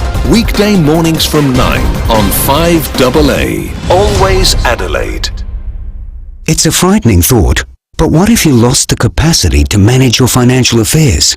If you're not at the helm, who makes medical or health decisions? Who controls the family trust?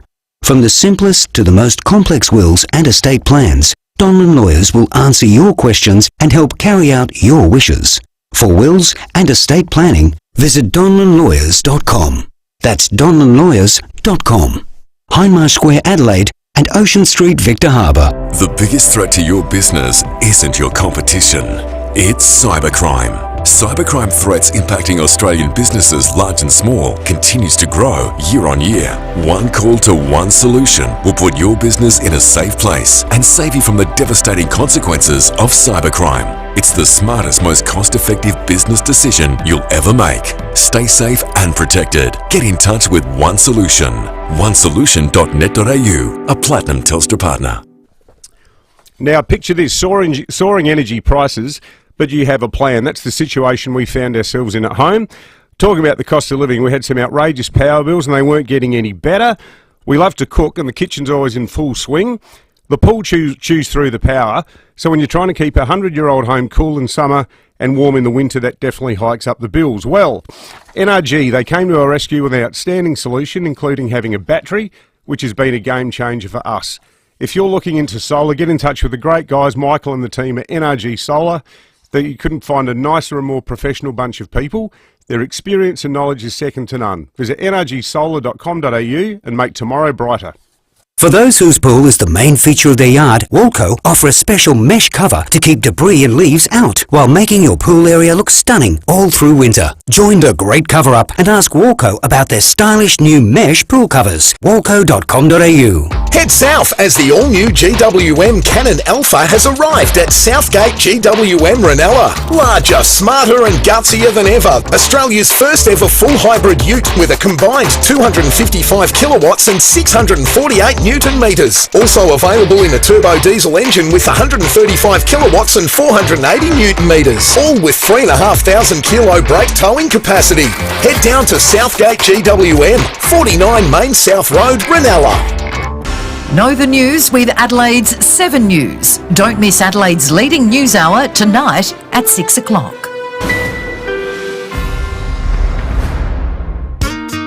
Visit your local Hyundai dealer for offers on a wide range of models. Don't miss out. T's and C's apply. David Penberthy and Will Goodings, 5AA Breakfast.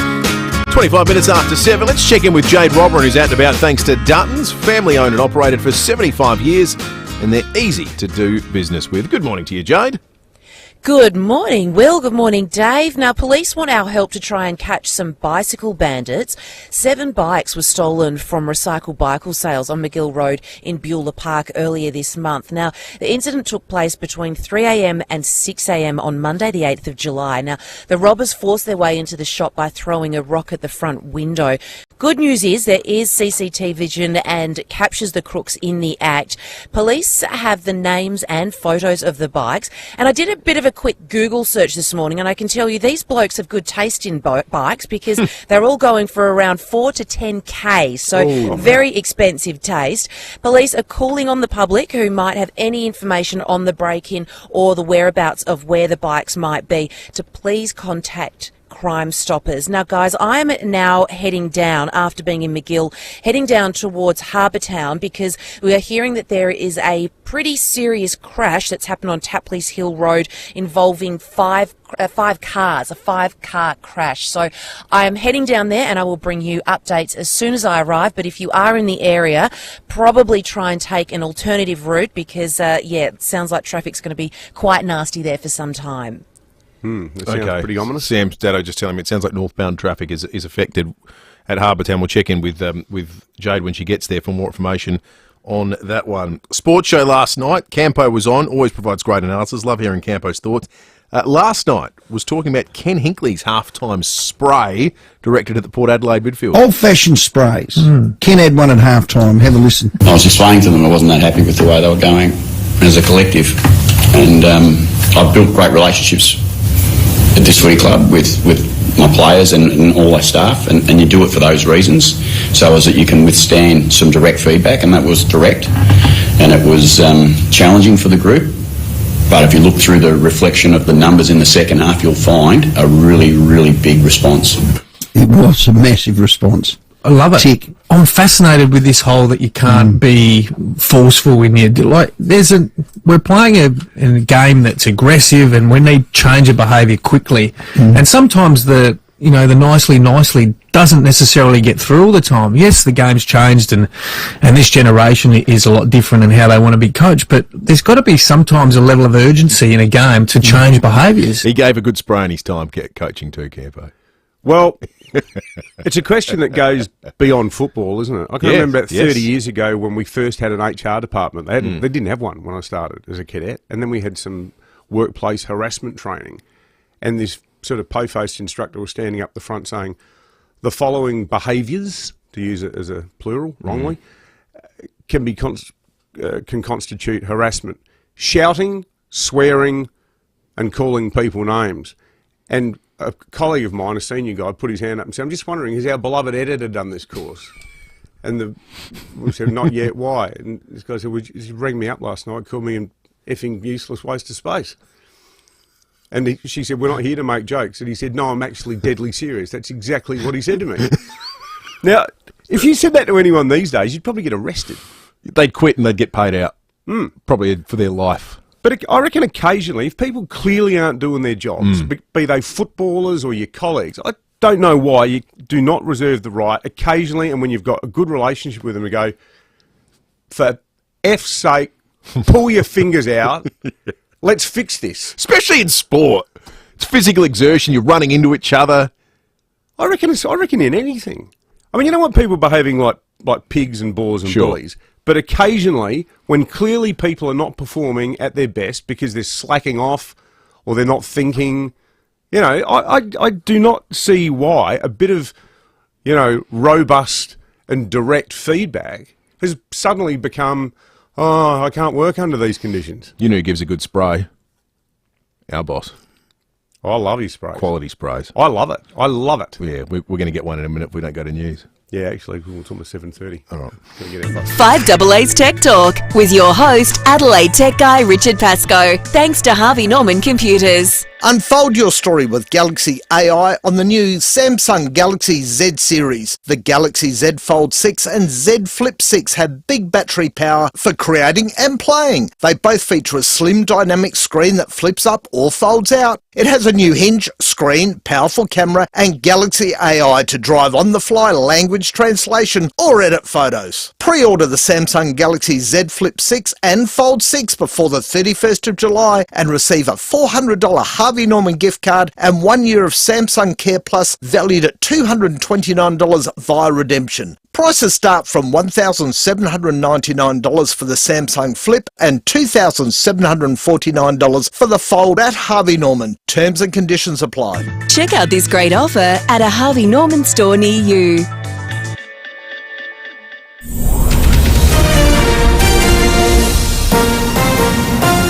This is 5AA News, always Adelaide. 20 with a late shower or two today. With the 7:30 news, I'm Graham Goodings. Chipped windscreen? RAA approved repairer Complete Windscreens repairs it from just $99. Find the big red koala. The head of Australia's Olympic team says they are taking security precautions as local police investigate claims a tourist was gang raped in Paris. The Australian Embassy is seeking from authorities looking into allegations a 25-year-old was attacked by 5 men last weekend. Chef de mission Anna Mears says athletes have been asked not to wear uniforms away from games venues. It is based off of the security advice that we've received and just ensuring the safety of our athletes. This is the games that they're really excited to go out, see their family and friends, and we just want to make sure that everyone stays safe and comes home safe. 2 people helping with Nine's Olympic broadcast have also been assaulted during an attempted robbery on the outskirts of Paris. An Australian tourist has reportedly been stabbed to death by a stranger in Thailand. Local media reports the 35-year-old was knifed after getting into an argument with someone at a bar. The 43-year-old American traveller is accused of pulling out the weapon and stabbing the man in the stomach. A Senate inquiry into artificial intelligence is sounding an urgent alarm on the potential danger of deep fakes. The E-Safety Commissioner has issued a call to tech giants demanding they no longer skirt responsibility for safeguarding children in the digital age. Julie Inman-Grant has told Today major corporations need to step up. The big dogs, Meta, Microsoft, Apple, to really shine a light on how they are failing to tackle child sexual abuse. Frankly, they're not living up to their social responsibility. US Secret Service boss Kimberly Cheetle has quit following the attempted assassination of Donald Trump. She's deemed the attempt on the former president's life as the group's most significant operational failure. Ms. Cheetle has served as director since 2022. We're being warned about the dangers of buying second-hand cars from unlicensed sellers. Acting Minister for Consumer Affairs Claire Scriven says a government ad campaign will run across social media. Buying a car is a big investment for most people, and we want to make sure that people are not being taken advantage of. We've introduced the harshest penalties in the nation for second-hand car dealers who are caught doing the wrong thing. And now we've launched this new campaign designed to help people to know their rights and to avoid common pitfalls when buying a second-hand car. Cost of living pressures are having an impact on our birth rate. It's the sharpest drop in fertility since the 70s, with birth rates dropping in all states except Tasmania and the ACT. Sydney is leading the slump with a drop of 8.6% since 2021. In Adelaide, the birth rate has fallen by 0.8% over the past 3 years. Telcos are being put on notice over failures to assist customers experiencing financial hardship. Under rules protecting customers, companies are required to set up a payment assistance plan for those struggling to pay their bills. Australian Communications and Media Authority spokeswoman Samantha York says 10 telcos have been handed a formal warning for failing to comply. We're issuing them with a formal direction to comply, but if they continue to not be compliant with this new standard, it could lead to more significant actions, including financial penalties of up to $250,000 per contravention. Now turning to 5AA Sport. Gliderol Garage Doors, adding strength, style and safety to your home. Gliderol.com.au. And here's Tom Wren. Thank you, Graham. Crows defender Luke Nankervis admits the side drew motivation from Essendon ruckman Sam Draper's celebration when they lost here in Adelaide in the build-up to Friday night's nail-biting win against the Bombers in Melbourne. Nankervis telling Rowie and Treaders they wanted to atone for that defeat. So we used that a little bit as anger and motivation to get it done, but I think we just want to prove that we can beat them. They're a top 8 team, so we think we just want to put our best foot forward and try to get the win. The Crows are a chance to bring back midfielder Matt Crouch despite earlier ruling him out for the season with a shoulder injury. Well, Australia's boxing team has arrived in Paris following a training camp in Germany. Tokyo bronze medalist Harry Garside is eyeing off a gold medal. His decision to incorporate ballet into his training raised plenty of eyebrows 3 years ago, and he says it's still part of his regime. I feel like it's been one of the best additions to my boxing training, so I feel like it's made me lighter on my feet, it's made me a little bit more explosive as well. It's also just something fun because I'm really bad at it. Yeah, good stuff. Well, West Coast Fever coach Dan Ryan says the squad will be focusing on themselves and not the Vixens. That's ahead of this weekend's Super Netball prelim final. And there'll be a couple of little elements there from a game plan perspective that we need to be really mindful of the Vixens, and they're tough to win ball off as well, and they can apply some really good accumulated pressure across the court. So a bit more of a focus on us as always, but certainly we'll have some things up our sleeve to counteract the Vixens. Now, the winner of Saturday's clash will progress to the grand final against the Adelaide Thunderbirds, which will, of course, be played here in Adelaide next weekend. And Graham, that is the 5AA Sport. Thanks, Tom. Go the Thunderbirds. Now checking 5AA traffic. Get the Toyota Forklift Advantage. Visit toyotamaterialhandling.com.au. At West Beach, a 5-car collision to Happleys Hill Road at West Beach Road. Really solid delays. Car stuck in the intersection there, so do take it easy. Glenunga, breakdown on Port Rice Road near Glenunga Avenue. Paraka, urge electrical works there. Main North Road near Pratt Avenue with a camera this morning. Semaphore Road at Semaphore. The King Living Winter Sale ends Sunday. Save up to 50% on selected Australian Design Award-winning furniture. So ends Sunday. Visit the King Living Keswick showroom today. Adelaide's most accurate traffic on 5AA. And now the 5AA forecast. See any issue firsthand with AutoCam. Real-time video, direct to you from your Automasters technician. A late shower 2 and 20 today. Tomorrow showers easing 16. Friday a shower 2 17. And Saturday a shower 2 14 degrees. It's currently 14 in town. More news as it happens on 5AA. Don't just get a forklift. Get a Toyota forklift. Deliver more with Toyota, the world's #1 forklift brand. Choose from a great range including pallet jacks, walkie stackers and reach forklifts, right up to their leading Toyota counterbalance forklifts. Legendary reliability and safety with cleaner, greener electric options. Toyota can tailor the right forklift solution for you. For more, visit toyotamaterialhandling.com.au. Get a Toyota forklift. Ignition for Men. Adelaide's home of luxury menswear offer an impeccable range of suits by leading Italian brands, including tailor-made wedding packages for the groom and groomsmen. Order 3 tailor-made suits and pay just $799 for each. Order 4 or more for just $749 each. Phenomenal value for a quality tailor-made suit. See Ignition for Men for tailor-made wedding packages. 54 Paynham Road, Stepney. ignitionformen.com.au. T's and C's apply. If you need to fix your pipes, call Precise. Call Precise. If your toilet's blocking up, call Precise. Call Precise. If your lights aren't turning on, or your hot water is gone, or a plumber or an electrician, call Precise. Precise. Precise Plumbing and Electrical. Call 1300 700 200. That's 1300 700 200. Precise Plumbing and Electrical. On time, on budget, on the job. Or a plumber or an electrician, call Precise. Call Precise.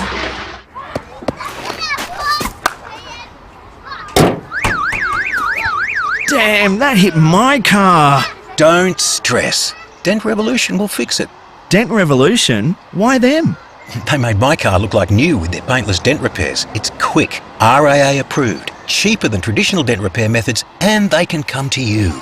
Really?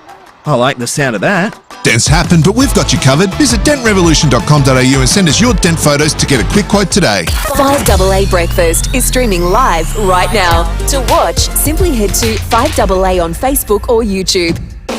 Visit your local Hyundai dealer for offers on a wide range of models. Don't miss out. T's and C's apply. David Penberthy and Will Goodings. 5AA Breakfast.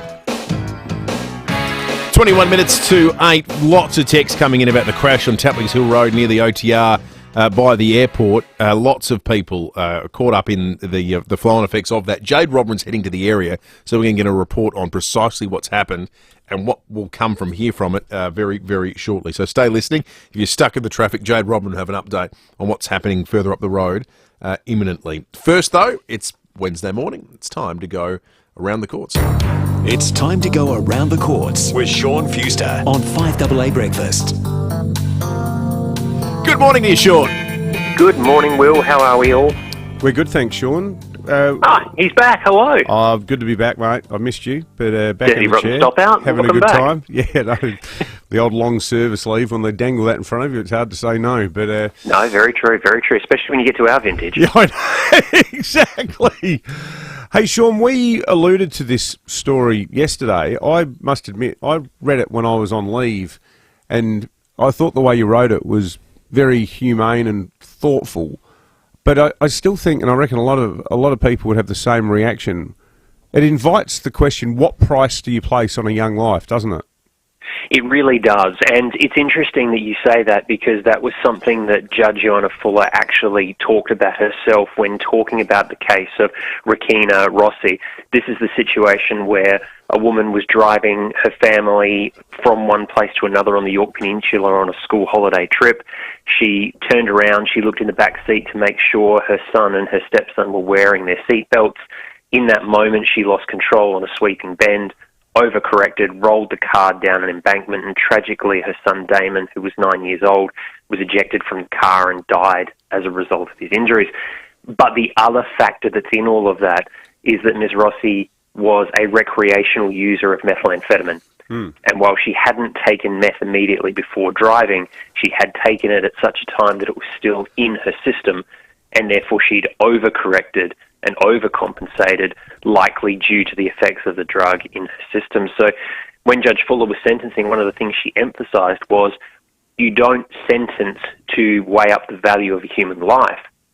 You sentence to weigh up the offending conduct versus the legislation and other examples. And she was at pains to point that out. And as she did so, being the veteran court watcher that I am, I thought to myself, okay, so we're headed for a sentence that is going to provoke some reaction from the community, let's put it that way. Well, the thing that provoked a reaction in me was that Her Honour seemed to place what I personally regarded as an inordinate degree of store in the mother's assertion that, look, I only take meth when I don't have my kids with me.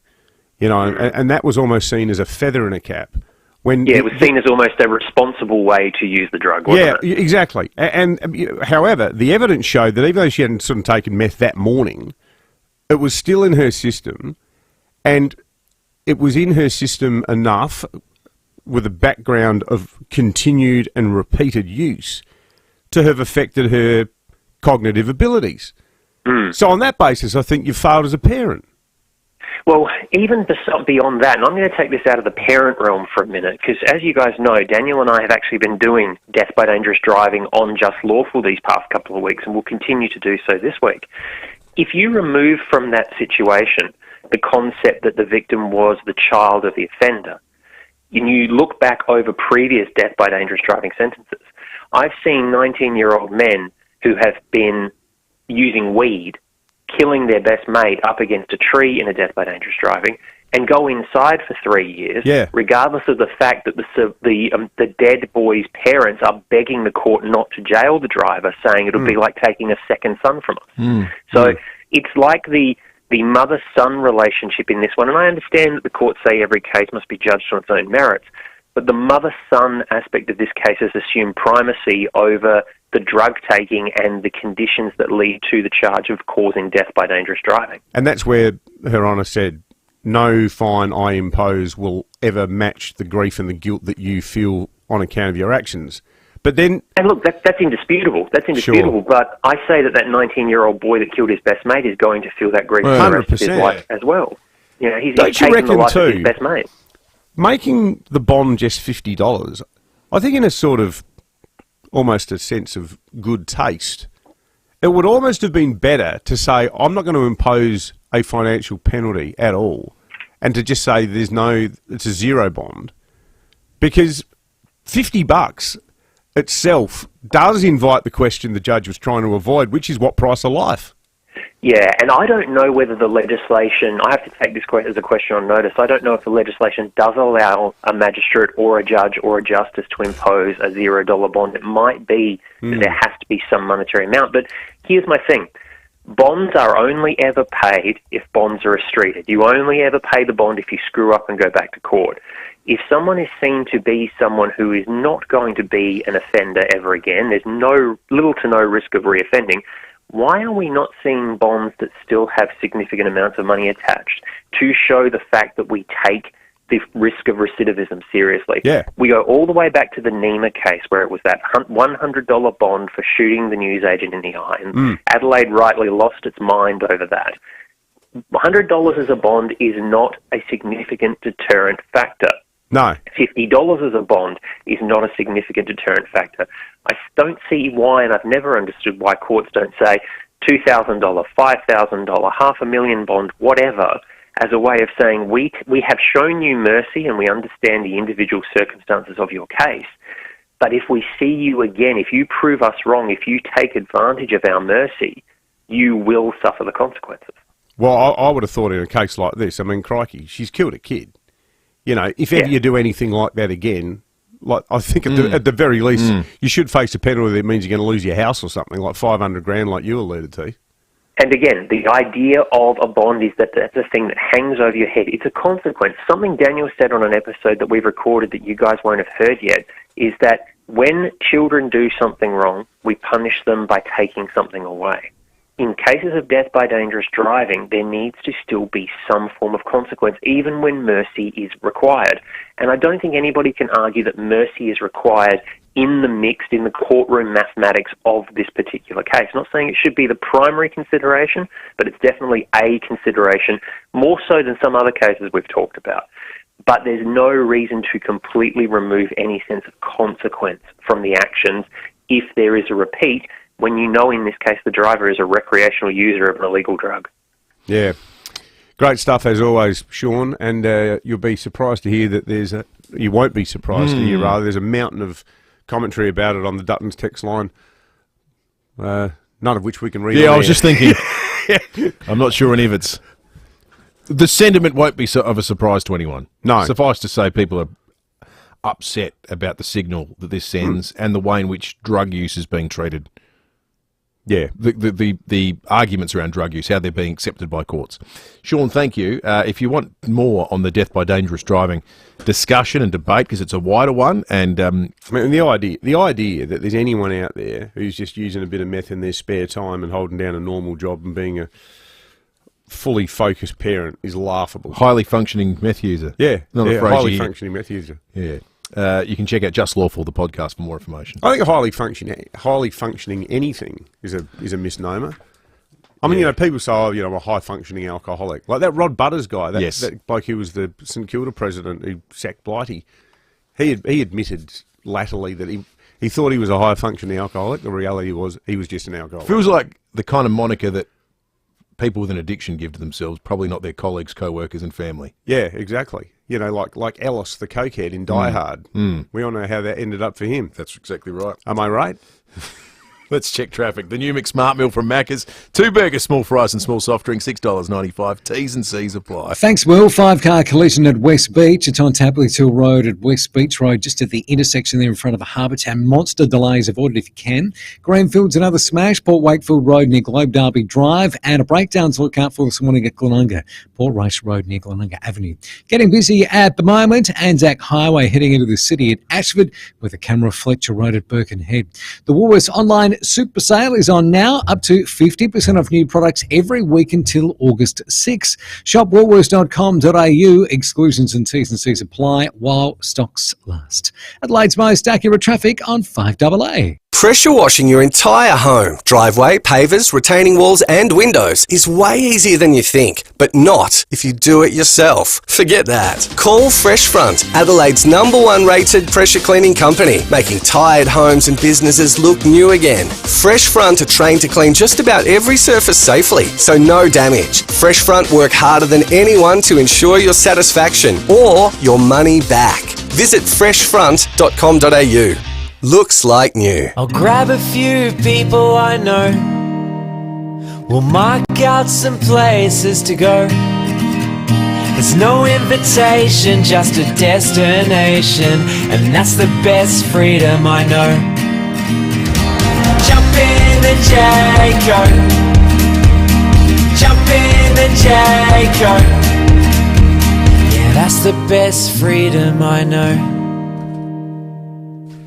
Samtas Seafoods invite you to experience SA's finest seafood at unbeatable prices. Enjoy these excellent wintered warming treats on special and all freshly handmade daily. Australian salt and pepper squid, premium seafood marinara, both just $28.99 a kilo, or delicious Tassie Atlantic salmon shazlicks, sweet chilli and lime or Cajun, just $39.99 a kilo. Job done. Plus, their unbeatable deal, 4 kilos of premium snap frozen seafood for just $60. You can mix and match, choose from fillets of flathead, dory, snapper, barramundi or Atlantic salmon, 1 kilo packs, and it's an incredible offer. 4 kilos still just $60. You can beat the cost of living crisis at Samtas. Crumb prawns, garfish, Atlantic salmon, even Aussie whitebait, all included in the 4 kilo for $60 deal. Choose from a superb selection of affordable premium seafoods. And did you know right now Samtas is offering their lowest king prawn prices in years? SA king prawns starting from only $13.99 a kilo. Samtas Seafood, Adelaide's premium seafood specialist. Factory direct, open 7 days. I'll see you there. Samtas Seafoods, where value meets quality. 201 Richmond Road, Richmond. Have you seen the stunning new sign at NRG Solar's relocated office in St Mary's? It's not just a sign, it's a beacon of sustainability.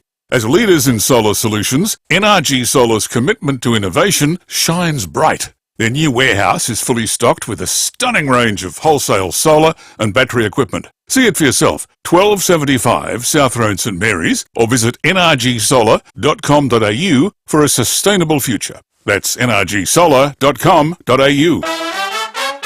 Visit your local Hyundai dealer for offers on a wide range of models. Don't miss out. T's and C's apply. David Penberthy and Will Goodings, 5AA Breakfast.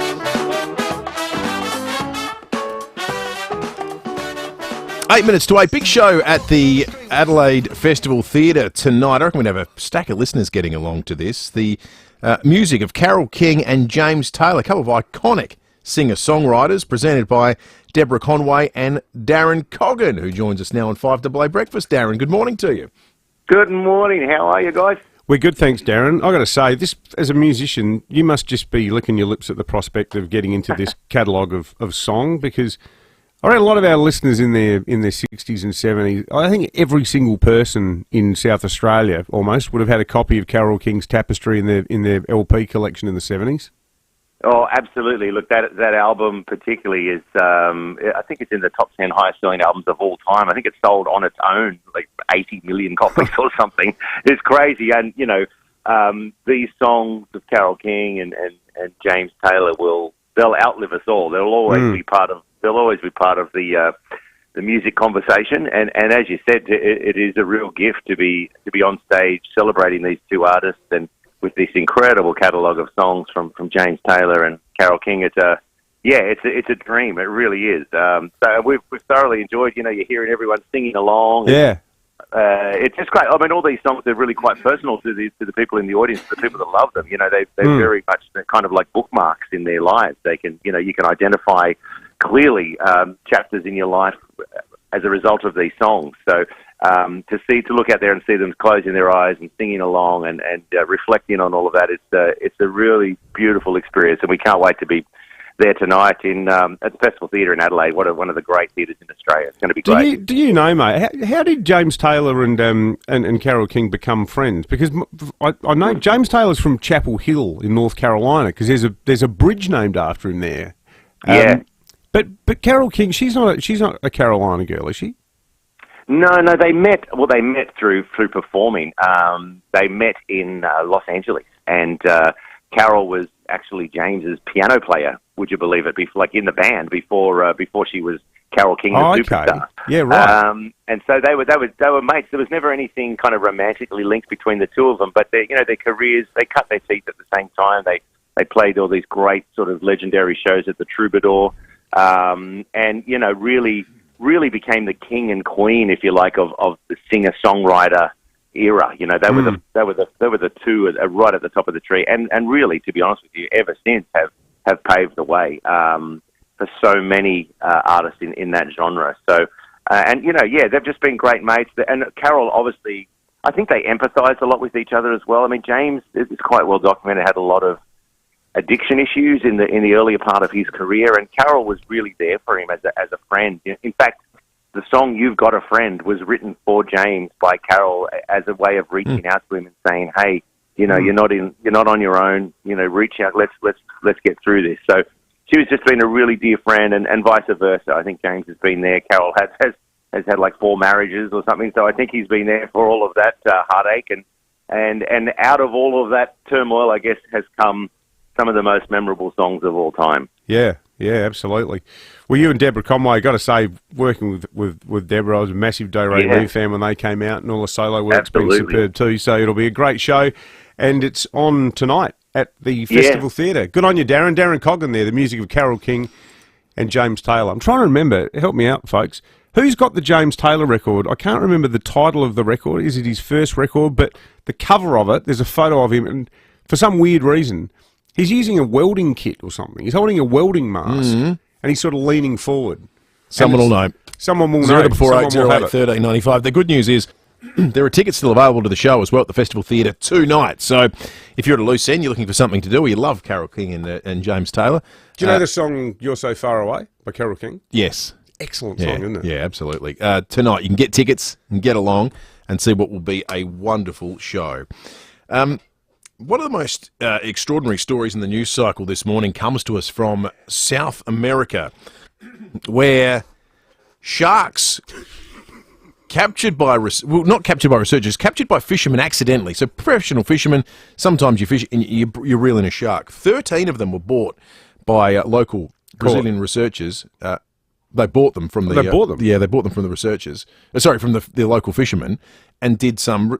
And they cut them open, looked at their liver, looked at what have they been eating, what are they, are they healthy? What's the state of the local shark population off of Brazil? What they found somewhat surprised them. Every single one of the 13 sharp-nosed sharks they took from local fishermen had traces of cocaine in its system. You're kidding. Cocaine. So first cocaine bear, now cocaine shark. Yeah, except this is real.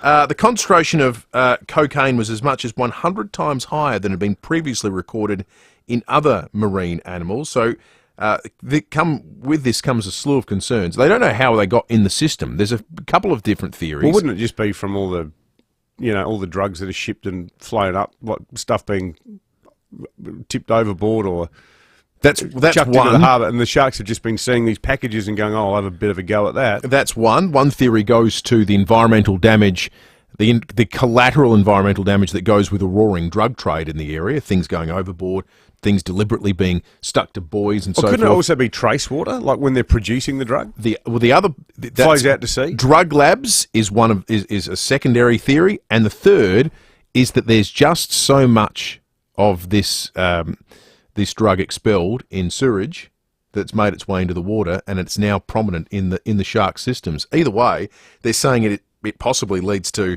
more aggressive and unpredictable behaviour from the sharks.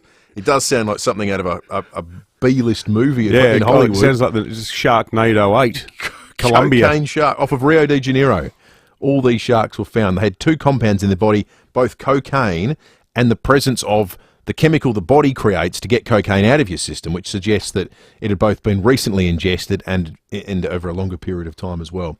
So cocaine shark coming to a movie screen near you, maybe. There have been sillier films made than that one. Mark from Glenside says the James Taylor album I'm thinking of is called Dad Loves His Work. Good on you, Mark. Drums, please. Unprecedented, unparalleled, unrivaled. For the very first time, Edwardstown Mazda is offering discounts greater than 10% on all Mazda demonstrator models. Every demo, every model with a minimum discount of 10%. Plus a minimum trade-in of $2,000 on your old vehicle. This offer is exclusive to Edwardstown Mazda. It's gotta be Edwardstown Mazda, the #1 destination for Mazda in SA. Next time you pour Fluorio milk into your coffee or tea, over your cereal or in your smoothie, you're closer to being an SA dairy farmer than you think. 100% of Fluorio Co milk comes from our state's best dairy farmers and their families. So when you buy any Fluorio milk product, you become part of that big family too, doing your bit to support our farming families. Look for the local in your supermarket. Fluorio Milk Company. We're for SA dairy farmers. Join over 60,000 Adelaide homes and say yes to lowering your energy bills with Yes, your energy saving solutions. Do you know how much that old fridge in the shed is adding to your electricity bill? Your energy saving solutions can collect your old inefficient fridges and freezers for free, and the best part is that you can also get up to $150 per unit. For T's and C's on this unbeatable offer from your energy saving solutions, go to yes.net.au. That's YESS.net.au. It's our first Christmas in July at Wayville Hyundai, and we're inviting you to join us by popping a gift under our Christmas tree for Kickstart for Kids. Together, we can help. Change the way you Hyundai at Wayville Hyundai, opposite the showground. Up to the minute news for South Australia. This is 5AA News. Always Adelaide.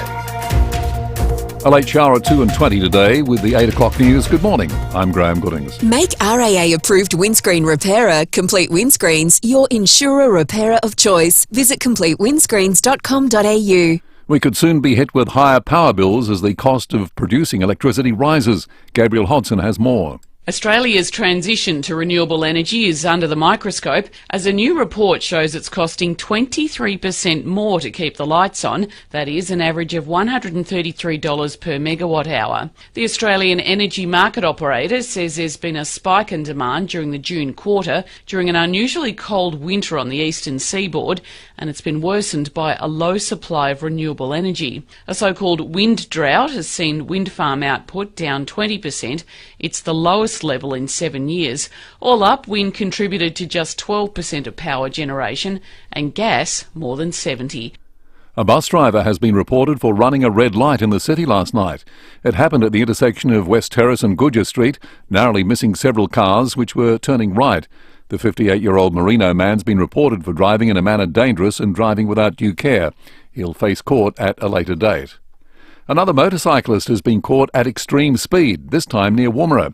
Senior Constable Jen Cullinan says police were patrolling on Olympic Dam Highway at the time. They detected the Yamaha motorcycle allegedly travelling 171 in a 110 speed zone. So the rider did have a full licence. He's a 24-year-old man from Risdon Park, and he was issued with a 6 months loss of licence. They impounded his motorcycle, and he's going to go to court at a later date. Engineering experts have poured cold water over Peter Dutton's nuclear energy plans. They say it would take more than 2 decades for a small-scale nuclear reactor to form. The opposition leader has pledged to build 7 nuclear energy sites around the country if he wins the next federal election. National Senator Matt Canavan has told Today not all reactors take 20 years to develop. That's not our plan. Our plan is not to rely on small modular reactors. We can build a pressurised water reactor just like exists in France, just like are being built in over 20 countries in the world. We could do that today. We're being warned about the dangers of buying second-hand cars from unlicensed sellers. A state government ad campaign will run across social media, reminding people to do their due diligence when buying a second-hand car and to know their rights. When buying a car from a licensed dealer, consumers have added protection. However, these protections don't exist in a private sale. As Term 3 gets underway, parents are being encouraged to check if their kids' devices are insured. The RAA's head of claims, Jess Lyons, says the items carried by students can be worth a lot of money. We're seeing kids go to school each day with laptops, tablets, phones, iPads. Everything is going inside a school bag. We're getting on buses and trains, public transport. Things can be left in the sports field, left at a bus stop. So it's really important that we just make sure these items are covered when they're outside the home. Now turning to 5AA Sport. Colours, custom design, any house, any style. Gliderol Garage Doors. Gliderol.com.au. And now here's Tom Wren. Thank you, Graham. AFL great James Hird could be set for a return to senior coaching, this time at VFL level. The Herald Sun is reporting Port Melbourne will approach Hird to coach the club next season. To the AFL, Port Adelaide will keep a close eye on several players who were at training last night. Todd Marshall, Kane Farrell and Lockie Jones all looking to put their hand up to return and play in Friday night's crucial clash against Carlton. That's being played at Marvel Stadium. And Collingwood's Beau McCreery will miss another week of football as he continues to recover from a calf strain. But Lockie Schultz is expected to be named to play against the Tigers after missing last weekend's game due to concussion. Well, Australian hockey veteran Eddie Ockington is being considered one of the favourites to be announced as Australia's flag bearer for the Olympic Games. The honour of leading Australia during the opening ceremony will be announced later today. Hockey star Aaron Zalewski says after more than 400 games for the Kookaburras, Ockington deserves the recognition. He's an amazing guy. Look, he's so humble. You wouldn't never known that he's coming to his 5th game, has played 400 games with the Kookaburras. Like he's a champion of our sport and of Australian sport. And, you know, I think he's an inspiration to so many. Andy Murray has confirmed the Paris Olympics will be the final event of his career before he retires from tennis.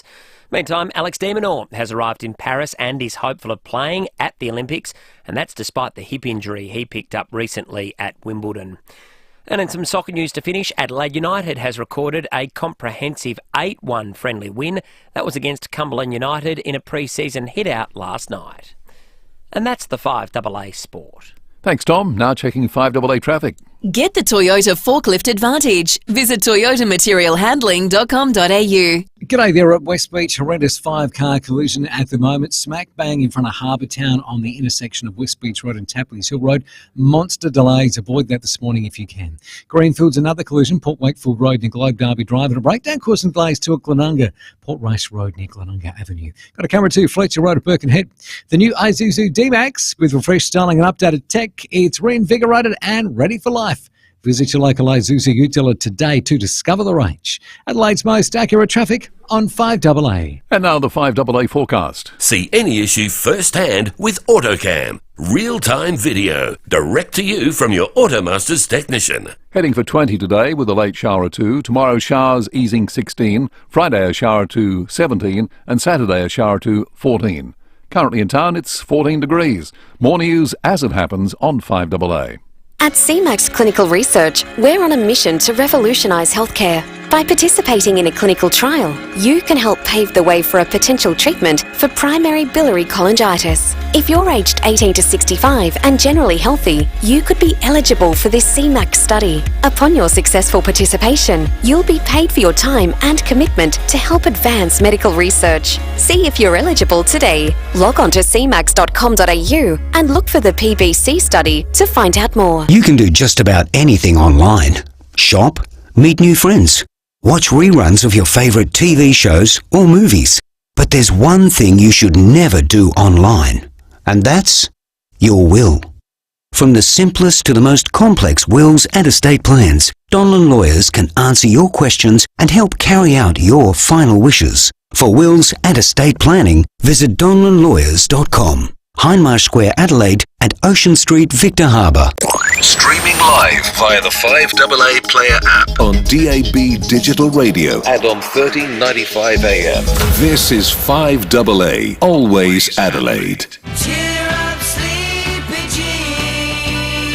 Visit your local Hyundai dealer for offers on a wide range of models. Don't miss out. T's and C's apply. David Penberthy and Will Goodings, 5AA Breakfast. 8 minutes after 8, breaking at 8 very shortly. The Police Commissioner, Grant Stevens, after 8:30. Lots to talk to the Commissioner about, including new proposal for a crackdown on who can access potentially dangerous knives, age limits, registration and so forth. Cocaine testing as well. Cocaine testing. Not on sharks, but on people. Well, maybe they need to extend it out to the Gulf. Yeah. Set some up down there, Aldinga. Someone said that... not that I'm besmirching the good people of Aldinga. Of course not. Haven't. You're a local. Close to my heart. Exactly I'll be right. living there permanently You'd soon. never. One day. Exactly. Not soon. Sorry, mate. I'm not trying to start rumours. Rob says the shark's name was Heisenberg from season 1 of Breaking Bad. Thank you for that, Rob. Discover the new hybrid-powered Tucson SUV at Dutton's Hyundai Murray Bridge. Dutton's, easy to do business with. All right, it's time for Breaking at 8. Well, a big transport announcement yesterday from the state and federal governments with one of Adelaide's most notorious bottlenecks, the Morphett Road Anzac Highway intersection, getting a major redesign with the construction of an overpass for the Bay Tram. On the downside, it's going to mean that despite the obvious traffic gains from memory, there's 23,000 cars that use that intersection every day. It's also going to mean months of disruptions for motorists and particularly public transport users with no tram down to Glenelg. We thought that we'd get Vincent Tarzia, the Shadow Transport Minister, on to discuss this. Mr. Tarzia, good morning and thanks for your time. What's your assessment of the sort of, plus and con ratio when it comes to this project? Yeah, it's a really good question. Good morning, Will, David, and to your listeners. Look, from our point of view, we know this is a project that needs to go ahead. However, what we're finding strange is that, it wasn't in the state budget, it wasn't in the federal budget, and it seems that Labor's only coming to the party now because of the work of local Liberals like Stephen Patterson, the member for Morphett, Nicole Flint, that have been advocating for this for a number of years now. And from our point of view, what we want to see is we want to see a proper communicated plan to local residents, but also business owners. As you know, when these congestion areas occur, it can really be the death knell of some businesses. So whilst we support the works, we want to make sure that residents, but also businesses, are communicated with to ensure the least amount of disruption as possible. Because Adelaide's already the third most congested city in Australia. This is only going to make it worse, but from overall, we're certainly supportive of the project. It should have happened a long time ago. To your point, though, this is where I must admit, when I read it in the Advertiser yesterday morning, I thought, that's funny, I hadn't heard anything about that ever. Do you think that there's a chance that maybe it's been designed with one eye on giving Louise Miller-Frost, the Labor member for Boothby, some nice photograph opportunities for a glossy sort of pre-election pamphlet? Well, there is no doubt that Labor really feel that they're under threat in the seat of Boothby. As I said, we had nothing on this in the state budget. There was nothing in the federal budget. That was only around 8 weeks ago. So it was a little bit of a surprise when it was announced yesterday, especially after Labor announced this federal infrastructure review that actually put a handbrake on a number of projects. But I know the former federal government did do the work in terms of starting the study in relation to this works. We want it to happen, but it's got to happen in a coordinated manner that, as I said, doesn't put residents out and doesn't drive local businesses to the wall as well. While we've got you, Mr. Tarzia, we obviously also wanted to ask about some of the speculative talk that's happening in the Liberal Party. I don't expect, although if you wanted to, you could, you to weigh into any discussion about whether David Spears was right to have been planning another overseas trip. But can I ask you, in a broader sense, setting all of that aside, if there were a leadership vacancy, is that something you would consider? Do you aspire to one day lead the South Australian Liberals? Oh, look, I've already ruled out a challenge, and my answer to that question just has not changed. I'm really focused on my family and playing my role as the member for Hartley, and also just being the best part of the Liberal team. Look, all of this stuff is innuendo. I actually had no idea about any of it until I saw it in the paper, so it is all news to me. But look, David, Will, and your listeners, people out there, they elect us to do a job. That is to be humble servants for people that put us here, and we're out there fighting for people about issues that matter to them. I was listening on your show earlier this morning, that couple talking about the housing crisis at the moment, people that can't afford to pay their energy bills at the moment, cost of living and how people are doing it tough at the moment, fighting things like the CFMEU that are going to only drive up the cost of doing business here in South Australia. These are the things that I think people expect us to get on with, these issues. And so, look, I think this stuff is really unhelpful. I know that, as politicians, our personal lives are sometimes fair game when it comes to commentary. I mean, my wife reminds me that my 5-day honeymoon, I think it was the shortest honeymoon ever since she's later together. But I know politicians' personal lives are sometimes fair game. But look, I think most people just want us to get on with the job of doing our best for the people of South Australia, and that's what I'm focused on, playing my role. Did you have a bit of a chat with your leader in the corridor and say maybe another trip to Scotland's not the best idea? Look, I actually didn't even know about this potential trip, if the trip actually exists at all. So this is all news to me. As I said, I'm not going to buy into innuendo. I know David Spears works very hard, and we'll continue to play our role however the team wants us to. Is he doing a good job? Look, it's a tough job. I think it's a privileged position. I think we all have privileged positions. We've got to work hard. Peter Malinowskis is beatable, but it's a game of inches, and it starts every day by doing things like fronting up, getting on shows like yours, and then putting an alternative vision to the people of South Australia. And I think the team is doing that and will continue to do that. Just in terms of your answer before, I'm not trying to play silly buggers, Vincent Tarzia, but you said, you're on the record as having ruled out a challenge, and you quite clearly ruled out a challenge again this morning. If it's a different scenario, though, where, and clearly some people do think this is the case, that David Spears simply doesn't have his heart in it, would you be a candidate then? Well, as I said, look, I'm not just going to comment on, this gossip that is literally unsubstantiated, and it's just innuendo, and, all of this is news to me. So I'm just focused on my role. And my answer is the same as what I gave to you before. Good stuff. Vincent Tarzia, the Shadow Transport Minister, thank you very much for joining us this morning. All the best.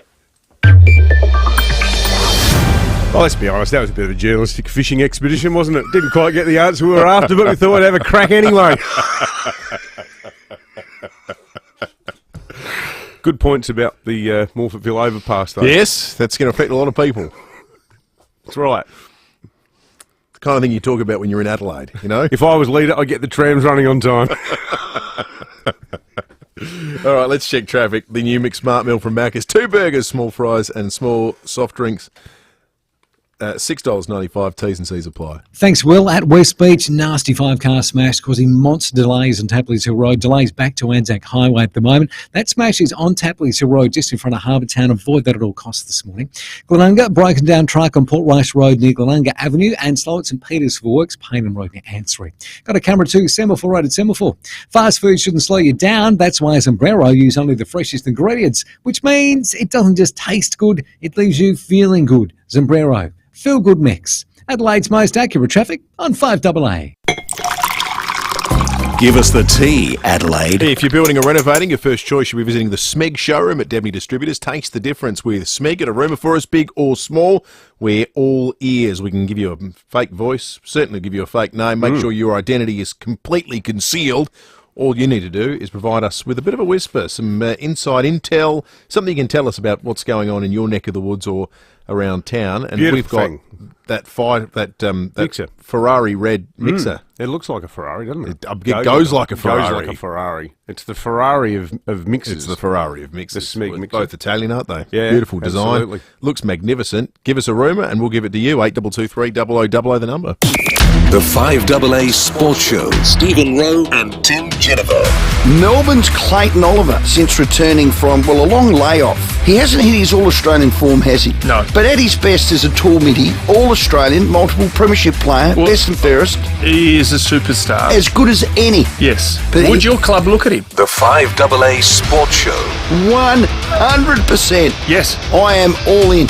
Weekdays from 4 p.m. on 5AA. Always Adelaide. The business sector has had incredible advances in AI. One solution can show you how AI can streamline your business, introducing efficiencies you never thought possible. You'll save money and time, unlock new growth avenues, and you'll be keeping up with the rest of the business community. With AI and One Solution, you can innovate, optimize, and excel across every facet of your business. One Solution will show you how. onesolution.net.au, a Platinum Telstra partner. Don't let the sun set on your energy savings. With NRG Solar's cutting-edge batteries, your energy independence lasts long after sunset. Enjoy the freedom of solar, even when you're not home. Experience the future of energy. NRG Solar's new warehouse is fully stocked with wholesale solar and battery equipment. See it for yourself. NRG Solar, 1275 South Road, St Mary's, or call 1300 858 160 to explore a brighter, more sustainable tomorrow. City Discount Tires. Get saving now with City Discount Tires. We're offering great deals on the world's top brands in tires, wheels, suspension and parts. Suitable for four-wheel drives, SUVs and passenger cars, including Falcon, Michelin, Pirelli, Kumho, Hankook and many more. Finance options available. Search citydiscounttires.com.au and locate your nearest dealer today. City Discount Tires. We're driven by value. City Discount Tires. Eliminate the middleman with JB Caravans. JB Caravans are a factory direct caravan dealership and they're having their grand opening sale on tomorrow till Sunday. Check out full off-road hybrids from $79,990 and Aussie-made touring vans from $74,990, as well as incredible deals on off-road vans, Iveco motorhomes and cash and carry gear. Don't miss JB Caravans grand opening sale on tomorrow and Sunday, 11 to 37 Port Wakefield Road, Jeps Cross, or visit jbcaravans.com.au. For 40 years, Steinborner has been well worth the trip for a new, used or demo vehicle. Back in the day, Michael Steinborner opened Steinborner Holden with just 6 staff on a single site in Gawler. Now they have operations in Gawler, Clare and the Barossa Valley, employing and training around 100 staff and continue to invest in local community groups with a focus on junior sports. Steinborner Automotive, celebrating 40 years of being well worth the trip for thousands of South Australians. Know the news with Adelaide's 7 News. Don't miss Adelaide's leading news hour tonight at 6 o'clock. Visit your local Hyundai dealer for offers on a wide range of models. Don't miss out. T's and C's apply. David Penberthy and Will Goodings, 5AA Breakfast. 20 minutes after 8, you get the feeling Friday night's clash, Port Adelaide-Carlton, is going to be season-defining. Dan Houston's going to join us in just a moment. We should do some Dutton's text first, though. Discover the new hybrid-powered Tucson SUV at Dutton's Hyundai Murray Bridge. Dutton's easy to do business with. We got a mountain of text in relation to the interview we just did with Vincent Tarzia as well, quite a few people making comments along these lines. From Mark, you asked if he's doing a good job. He didn't say the key word, yes. And this one from June has really opened the shoulders. Maybe all the libs should go and find another job. All they seem to do is moan about anything and everything. And David Spears taking another trip to Scotland. Well, we don't pay him to go overseas to weddings. Maybe he should get a job at a travel agency. He can travel all he likes. Thank you, June. We'll get some more of your texts We'll in ring just a Phil moment. Hoffman, see if there's any gaps there. All right, down at Glenelg. Let's head out on the right. I'll tell you where no one's travelling at the moment. It's next to the airport on Tapley's Hill Road, where there's a crash that's caused all sorts of issues. Jade Robberin is at the scene. What can you see, Jade? Good morning, guys. Yes, it is very, very slow going here up Tapley's Hill Road, smack bang right out the front of Harbour Town. There has been a... Oh. Unfortunately, right at the moment, that moment, Jade was abducted didn't by want aliens. to Oh, no, there she is. talk on radio just now because he's... I think we've got you back, Got me Jade. back? Yeah, we've got you back. Sorry. You just disappeared for a moment. You got me back. Brilliant. Okay. The young gentleman that needs to confess to his father first. He borrowed his father's car and unfortunately has pranged it into 5 other cars. So what has happened by the looks of it is this young gentleman has gone up the rear of 5 other cars. So there was the first car has slammed on his brakes quite quickly, and then that's caused a pile up with 5 cars behind it. Now, thankfully, nobody is injured. 2 big utes are pretty much crumpled. There's not much left of them at the front of their vehicles, and then probably about 100 metres down the road, another white car, front and back of that. There is nothing much left of that car. The other 2 vehicles, they were drivable. They have left the scene, but guys, the backup of vehicles that go all the way down to where my eyes can see, it is bumper to bumper to here. The traffic is moving. It's clogged up northbound on Tapley's Hill Road, but if you are in the area, definitely take an alternative route because it is very, very slow going and will be for some time. Police are on the scene and redirecting traffic, but the cleanup hasn't even started yet. The incident happened at about 10 minutes to 7 o'clock. As we speak right now, the Dial, a tow truck, is just arriving. He's just pulled up in front of me and will start taking these 2 cars away. So hopefully within the next half an hour, this area will be clear. Hey, Jade, can I ask, do you know the key question? Did the young bloke say whether he had told his dad that he'd borrowed his car, or did he just take it without his father's knowledge to use it? Cannot confirm that one just yet. I'm hoping to talk to the young gentleman. He's on his phone right now, whether that is to his dad. But he's smiling. They're smiling. I'm getting the thumbs up from them that they're okay. Everyone seems all right. There's no injuries, but yeah, he might be grounded for a while. We'll wait and see. I'll ask the tough question in a moment when he gets off the phone. Yeah. Well, we might have just ruined his spin on the whole story if his dad's a 5AA listener. Reminds me of the valet parking scene in Ferris Bueller's Day Off. All right, we'll revisit that and get some more information very shortly. But let's talk footy. Dan Houston for the moment of all moments for Port Adelaide. It's online. Port Adelaide have done it again.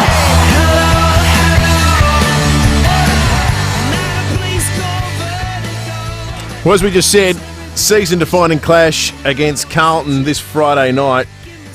Dan Houston, thanks to the Excelsior Hotel. The Excelsior has always felt like home with meals from just $12. Gotta love the Excelsior Hotel. Dan, good morning to you. Good morning. Does it feel that way for you guys? Season-defining? Yeah, it does. It almost feels like every game from now on is a must-win, and I guess with the ladder being very tight, you almost rely on other teams to lose as well. But what we can control is us winning, and it feels like the next block of 5 games are all must-wins. Hey, Dan, we were talking before, not just about footy, but about life in general, about how the old-fashioned sort of, David Park and Dennis Pagan style spray, Terry Wallace in Year of the Dog, it's almost been consigned to the dustbin of history.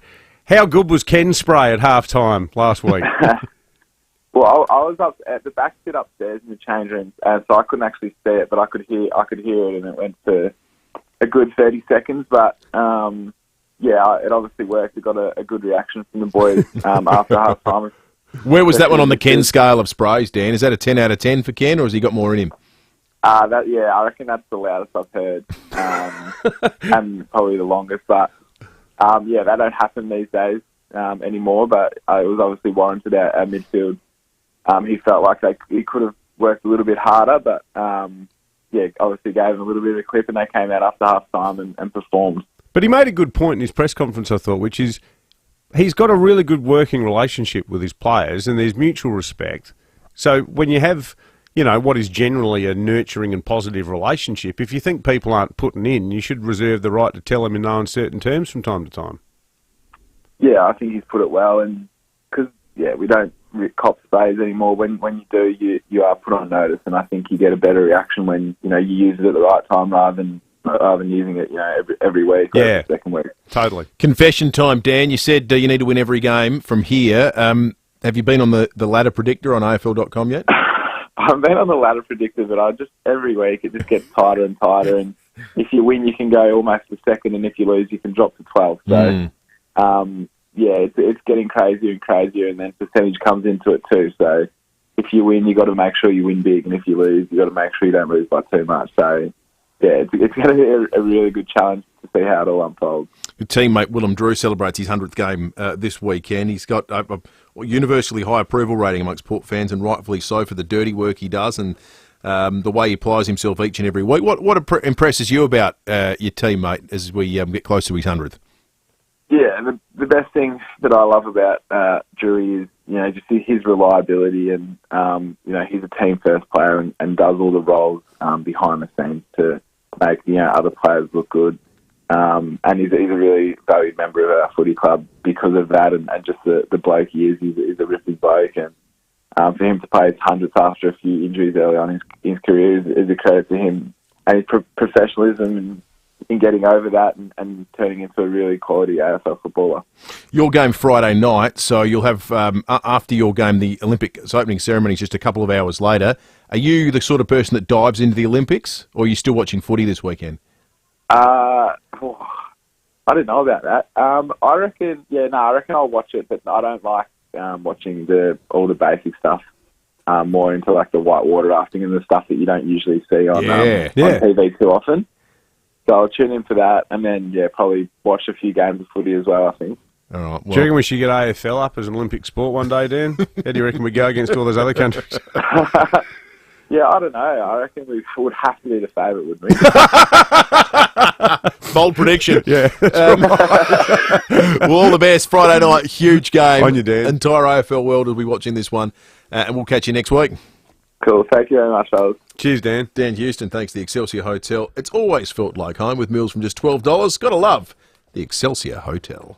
Fluorio Milk Company will always put SA first, and you can too. When you reach for milk, reach for Fluorio Milk Company products and support our dairy farmers and their families. We guarantee that all our milk is 100% South Australian and it's always fresh. We have over 24 refrigerated trucks shipping Fluorio milk to cafes, restaurants and supermarkets all over SA. Look for the local in your supermarket. Fluorio Milk Company. We're for SA dairy farmers. The critical part of any healthcare is the care. It's about being by your side when you and your loved ones need us most. Through late night fevers, through the rough and tumble of weekend sports, through weird rashes, mystery aches, and knowing in your heart that something's not quite right. From surgery to rehabilitation, through emergencies, mental illness, chronic diseases, and for better health. Your doctor cares. Let's take care of them too. Authorised by Dr. David Pope, Samoa, Adelaide. What's the quickest and most affordable way to add noticeable value and street appeal to your home? Easy. Fresh Front It. Fresh Front is Adelaide's #1 rated pressure cleaning company, making tired homes and businesses look new again. Pressure and soft washing your entire home, driveway, pavers, retaining walls and windows. Fresh Front do it all with care and expertise, plus a money-back satisfaction guarantee. Ask now for special winter rates. Visit freshfront.com.au. Looks like new. What's got Mike singing?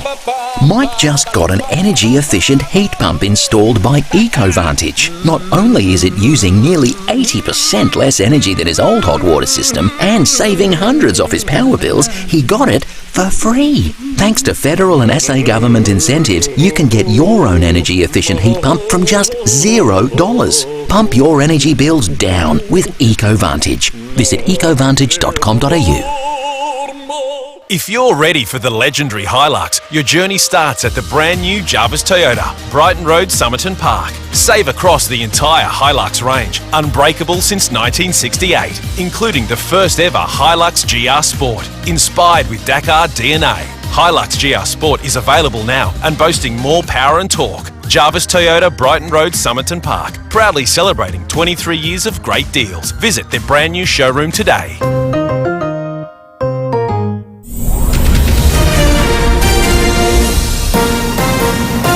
This is 5AA News, always Adelaide.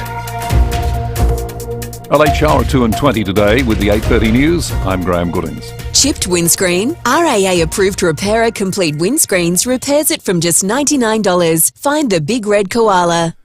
Australian Olympian officials and media are being urged not to wear the uniforms outside the athletes' village after 2 members of the 9 broadcast team were attacked in Paris.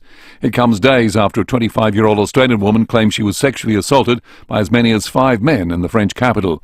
9 commentator Shane McGuinness, who's in Paris, says taking extra precautions is the right call. You wouldn't be going out of the village and just going for a walk of an evening by any stretch of the imagination, but even if they're going into town, they're being told, do not wear your uniform. You do not want unwanted attention, and even us in the media have been told, do not wear your accreditation pass if you are going to the Eiffel Tower or going to grab dinner and have a beer.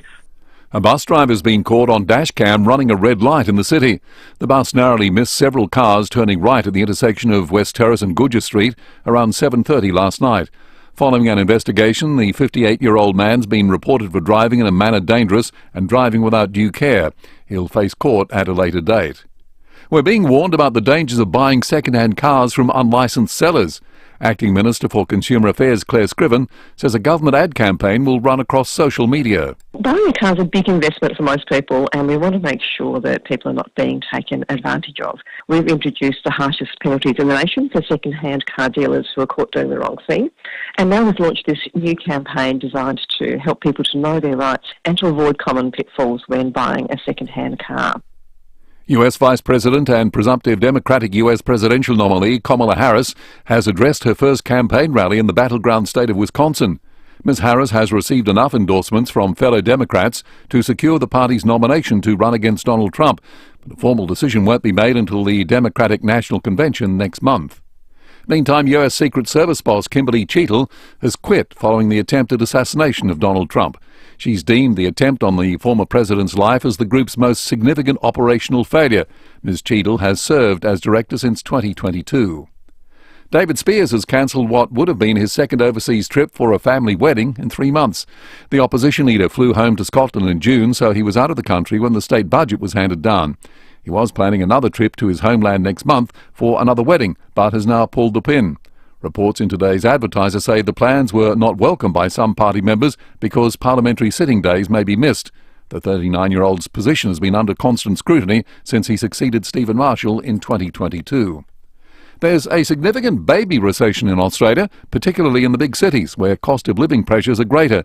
Terry Rawnsley, economist and demographer at KPMG, says his research shows a growing number of people are shelving plans for children. If you look at sort of Melbourne, comparing pre-COVID to post-COVID, we're down almost 8%. So a pretty significant drop in the number of births. And over that period, the population's growing. So we really are pulling back on that front. Why? Cost of living, so it's just harder to kind of make the sums work to sort of have the first child or you add to the family.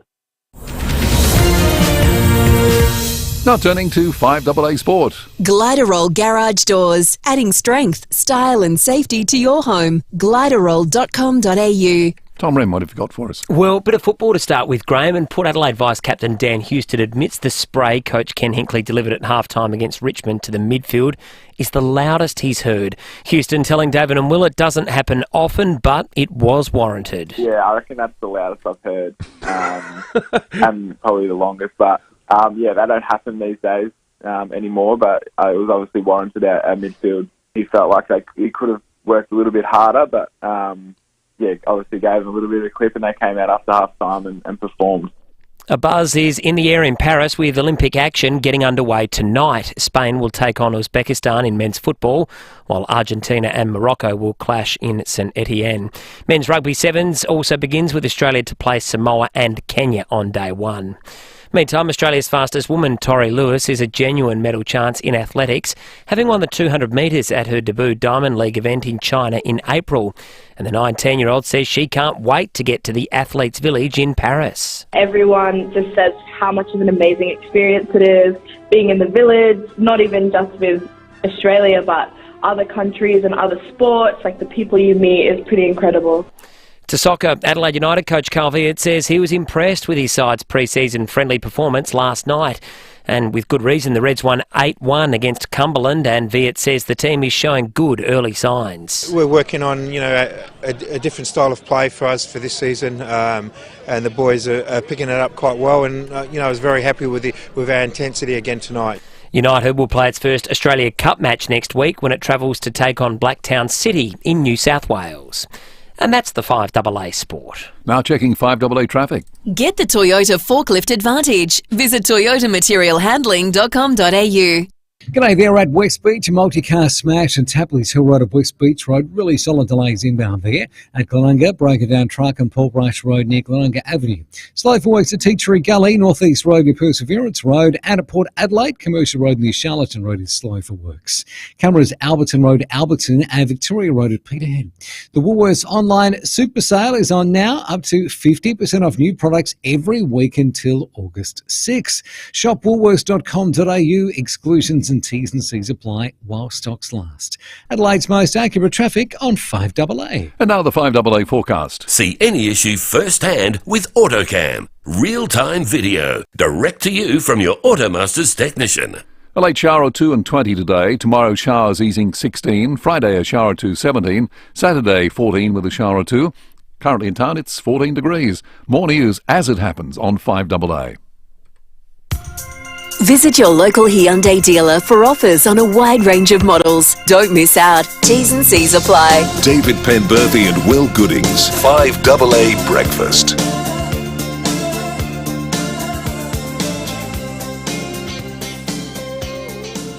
23 minutes to 9. Jump on the Foodland Supermarkets Facebook and YouTube live stream, and you'll see we have a special guest in the studio this morning. It's the Police Commissioner, Grant Stevens. Commissioner, good morning to you. Good morning, Will. Good morning, David. Welcome back. Great to have you in, Commissioner. There's been a couple of big stories on the SAPOL dance card this week, the first of which was cocaine testing. Will and I were saying on air, we sort of assumed, and clearly wrongly, probably not for the first time, that the...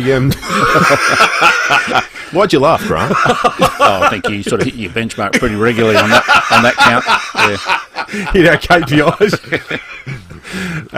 But we assumed that the current driver drug testing thing would catch cocaine, but it clearly doesn't. No, it doesn't. And I suppose when we look at historically what we have been dealing with in South Australia, cocaine has not featured prominently in illicit drug use in South Australia, but that is changing. We are detecting more cocaine, and we are seizing more cocaine coming into South Australia's borders. So this is the time now where we should be responding by making sure that our random drug testing picks up the drugs that we know people are using. So because there's always been a sort of view that cocaine's more of a sort of, Sydney trendy type thing. Is it on the up a bit in SA? It is increasing, but we still probably, we don't feature as prominently in cocaine use as per head of population as you would see in the eastern states. But as I said, we are detecting it here. We are seizing cocaine at the border, and now is the time that we should be starting to test people. I read with interest that there's a tender out for the equipment that can do the testing. Are other states testing for cocaine? Yes, Queensland and New South Wales are currently testing for cocaine, and basically the testing device we use, which is the little plastic thing that gets dragged across your tongue, is designed to detect certain types of drugs. So now we have to go back to the market to purchase new equipment that includes cocaine. So will it all be an all-in-one test, or would it have to be something separate? It's an all-in-one test, so there'll be no change to people who get pulled over at a random drug testing site. It's exactly the same process. The devices we use will be virtually identical to what we use now. Same process, same amount of time, but just increasing the number of drugs we can detect. Also, a big discussion point over the course of this week has been the discussion paper, the consultation process the state government's engaging with to talk about what opportunity there might be to tighten up knife-related purchases, age limits, things like a register, for example. At this point in time, it's a consultation. They're taking submissions. Are there things you'd like to see? Yeah, and I'm probably not going to elaborate into too much detail about what we'll put forward as a part of that consultation process, but we will be providing a submission to the Attorney-General and obviously keep our Minister involved as well. But we will probably make some fairly sort of out there recommendations that would increase the ability for police to search people in certain locations in order to do as much as we can to prevent people from causing harm to others. Now, some people might think we would be sort of stepping on people's toes or encroaching on their civil liberties, but I think we've got to find a balance there where there are certain venues, locations, events, times of day where the risk of someone being armed and causing harm to another person would be greater, and we'd like to have a discussion about what powers we can have to sort of respond to that. Things like speculating a bit, but what, shopping centres, in the mall, that sort of stuff? I think the discussion paper or the commentary around the discussion paper has mentioned things like, being able to search people on public transport using, metal detectors. I think that's a great first step, but there are probably other locations, venues and times when that sort of authority would be appropriate for police. But that's part of a discussion paper, and things like a register for knives, we'll probably have a position on that in terms of how you manage that and the feasibility of an idea like that. So we're not saying we shouldn't have that, but I think we just need to think through all the ideas to make sure that what we come up with increases public safety, but does it in a way that is enforceable and understandable by people. So it's more about sort of profiling people who are sus, or maybe even people who are known offenders meeting in the same spot. Because if you look at it from the other way around, like we were saying when we were talking about this yesterday with the poor bloke whose wife lost to life in that shocking murder at the Plimpton Real Estate Agency, the idea that you could somehow manage the circulation of knives in the community or the commercial availability of knives, you can buy everywhere from, cheapest chips to Bunnings to, your local Foodland. Like, they're just everywhere. Like, it's... Well, Stanley knives, in hardware stores. I think the challenge of controlling something that can cause harm shouldn't stop us from having a conversation about taking extra steps to minimise risk. We are not going to be able to prevent every incident involving a knife. That would be foolish to think we could do that. But I think it's been said in the public that there's probably more we can do to make places or circumstances safer based on police intelligence or historical understanding of the types of events that people might visit that could be more risky than others. How are the headcount issues going in terms of recruitment and so forth? That's been obviously a big issue over the last year, and you guys, like so many other professions, have been struggling to find people. Have you made headway on that front? We are certainly filling the academy with recruits, but we still need more. We are really committed to recruiting local South Australians for jobs in the South Australia Police, and I'm putting the call out. If you've ever thought about joining policing, then now is the time. We are aggressively recruiting. We're going through the process at the moment of making offers to police officers from the UK and Ireland and New Zealand, so we can get them into the academy. Experienced police officers are much quicker to train, so we're hopeful that we can turn around significant numbers of international police officers who are joining South Australia Police. That's part of our strategy as well. There's quite a few English police already in SA, aren't there? Yeah, we I got interviewed by one once. I hadn't done anything wrong. For unregistered, uninsured? Loitering with intent, I think it was. Don't get me started. I shouldn't have peeled the scab off that one. $1,700. Yeah. Unbelievable. We have been back to the UK probably 4 times since about 2000, and forgive me, I might have the numbers wrong, about 2008. So we ended up with around 600 police officers recruited into South Australia Police. Obviously some of those have left, but we still have about 350 of that 600 who are part of the organisation, and they've been exceptional value. They add automatic experience. So we have a relatively young workforce in our patrol environment, so being able to drop in experienced police officers to work alongside them is a great asset. The flow-on effect from that, a question that perhaps suffers, the premise of which perhaps suffers from the same logical flaw that the observation that planes should be made from the same stuff black boxes are made of because they always survive crashes, is the designated precinct model in the city has worked really well. It is a very effective model. The declared public precinct, it's called. The declared public precinct models worked really well. Just anecdotally speaking to people that work in retail and suburban shopping centres or retail districts who've said the sort of crime they're seeing at the moment is not the likes of which they've seen before. Is there a capacity to expand that, or any appetite to expand it? That may be one of the things that we put into the consultation on knives. There's legislation about the declared public precinct, and we have to make a submission to the Attorney General explaining the reason why we believe it's appropriate. And we did that most recently about a year ago, where we extended the declared public precinct. We can only operate it for certain times, so we have to have a pretty solid evidence base to say this is necessary in these circumstances. And maybe that's something we could explore, as well as expanding the declared public precincts to other types of venues or locations. Good stuff. Police Commissioner Grant Stevens, great to have you in. Thank you. All right, let's check traffic. We have we got some nuggies to give away too. Oh, excellent. So stay tuned. We got somebody who texted us a short time ago who just said the nuggies been life-changing for them. Now, they're not the words they used exactly. I've paraphrased it, but that's certainly them. You may have fabricated it. We got a great text yesterday. Someone suggested these ideas be expanded out to other fast food franchises. Someone suggested a Guzman y Gomez branded hoodie in the shape of a burrito. Well, that would be There's an idea as time has come. Guzman y Gomez. Didn't that just get floated on the stock market and valued at some extraordinary amount of money? Yeah, well, we've been saying it for years. Tacos are excellent. Clearly. But it's all about Maccas. We love Maccas and we love Ugg boots.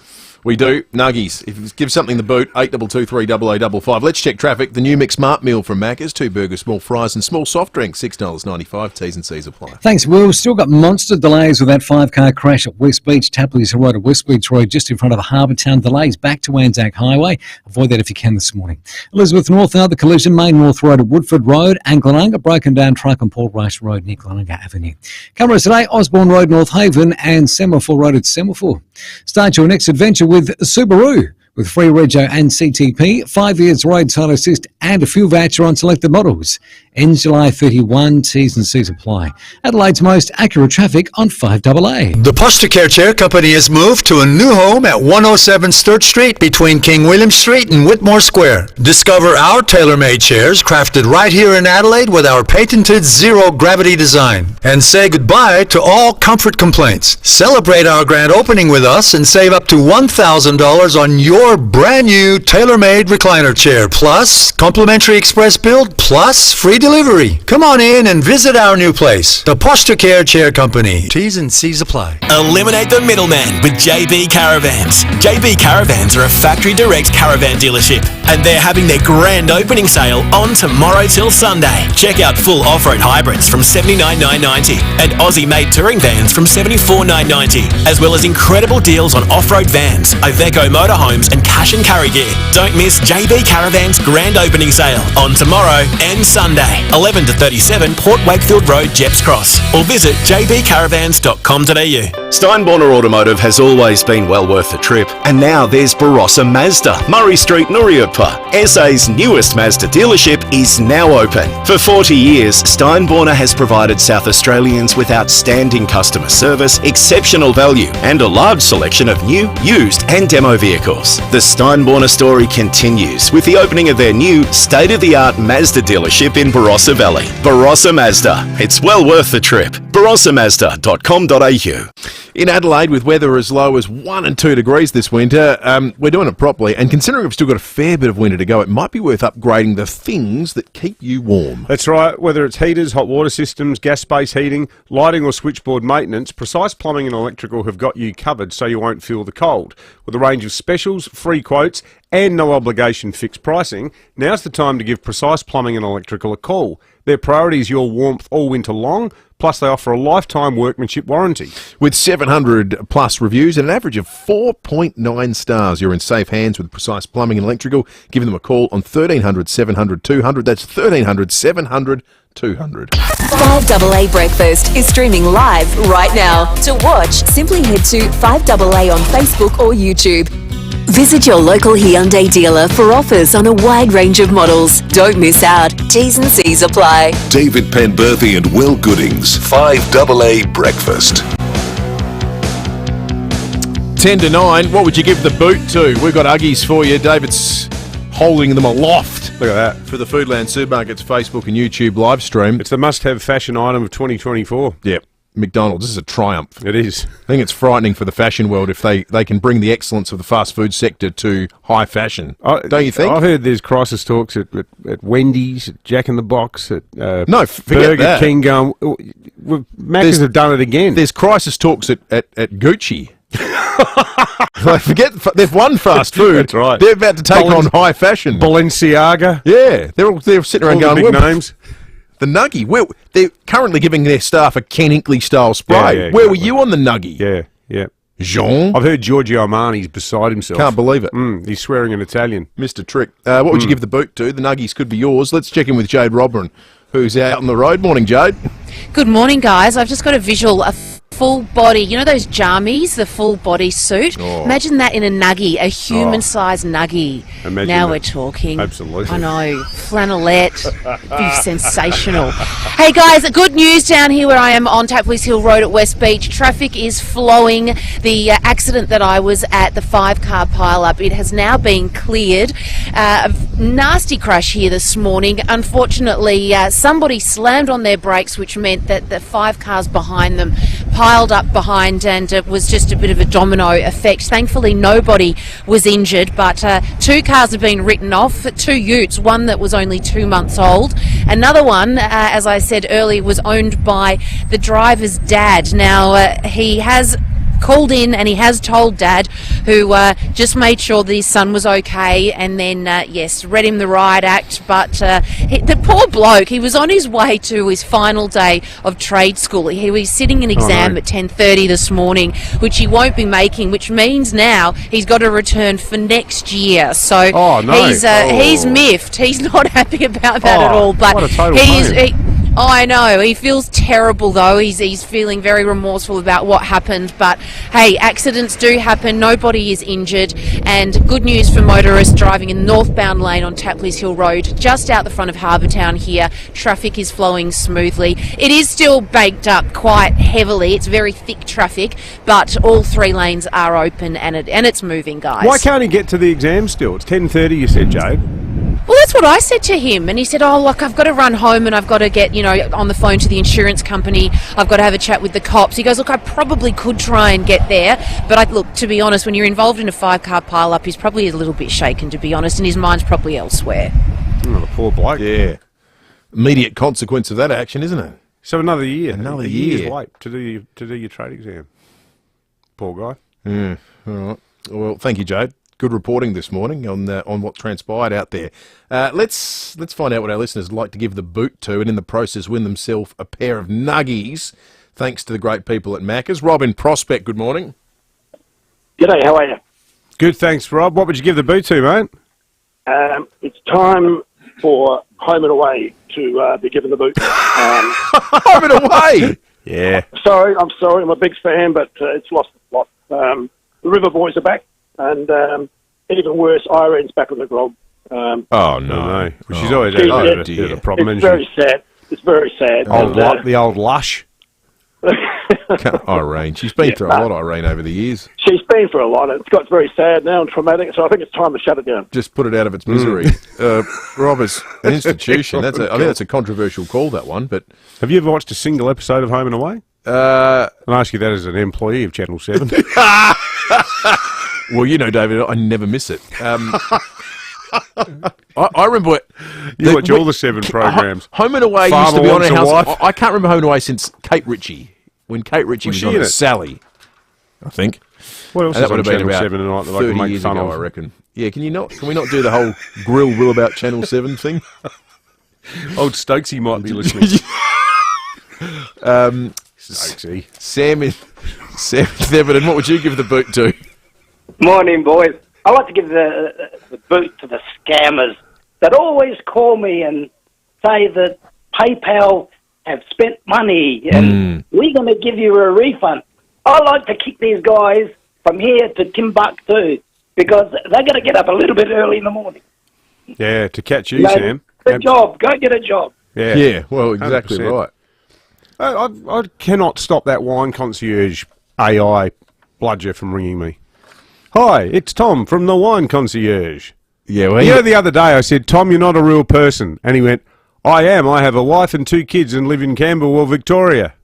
That was his programmed answer. You argued with an AI about I did, and he came his marital shot status. right back at me. I said, I should have said, I've met your wife. See, I think that AI is so finely tuned, it knows.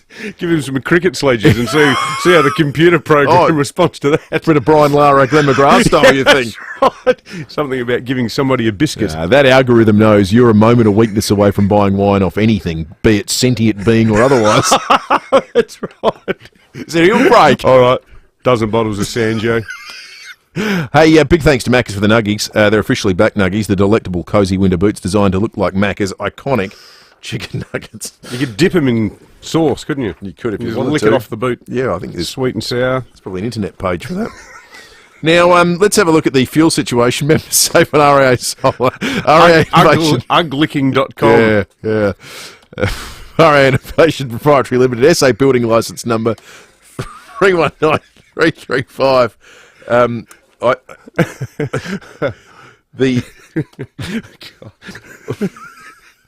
It's a new low. It's just the Nuggies. They inspire. They invite mirth, don't they? They inspire a sort of creativity that we don't have much of an outlet for otherwise. The ex-convenience Bryans Road Northfield $1.69.5 is the cheapest. The Ampol Main South Road O'Halloran Hill $1.78.9. The OTR Hackney Road Hackney $1.71.9 is pretty good.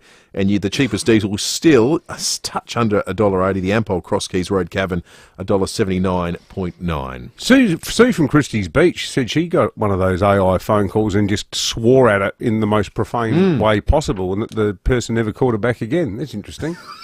She uses all caps and some pretty robust language, ribald language even. Josh says he had Tom from the Wine Concierge on the line, and he told him that he was a member of Alcoholics Anonymous.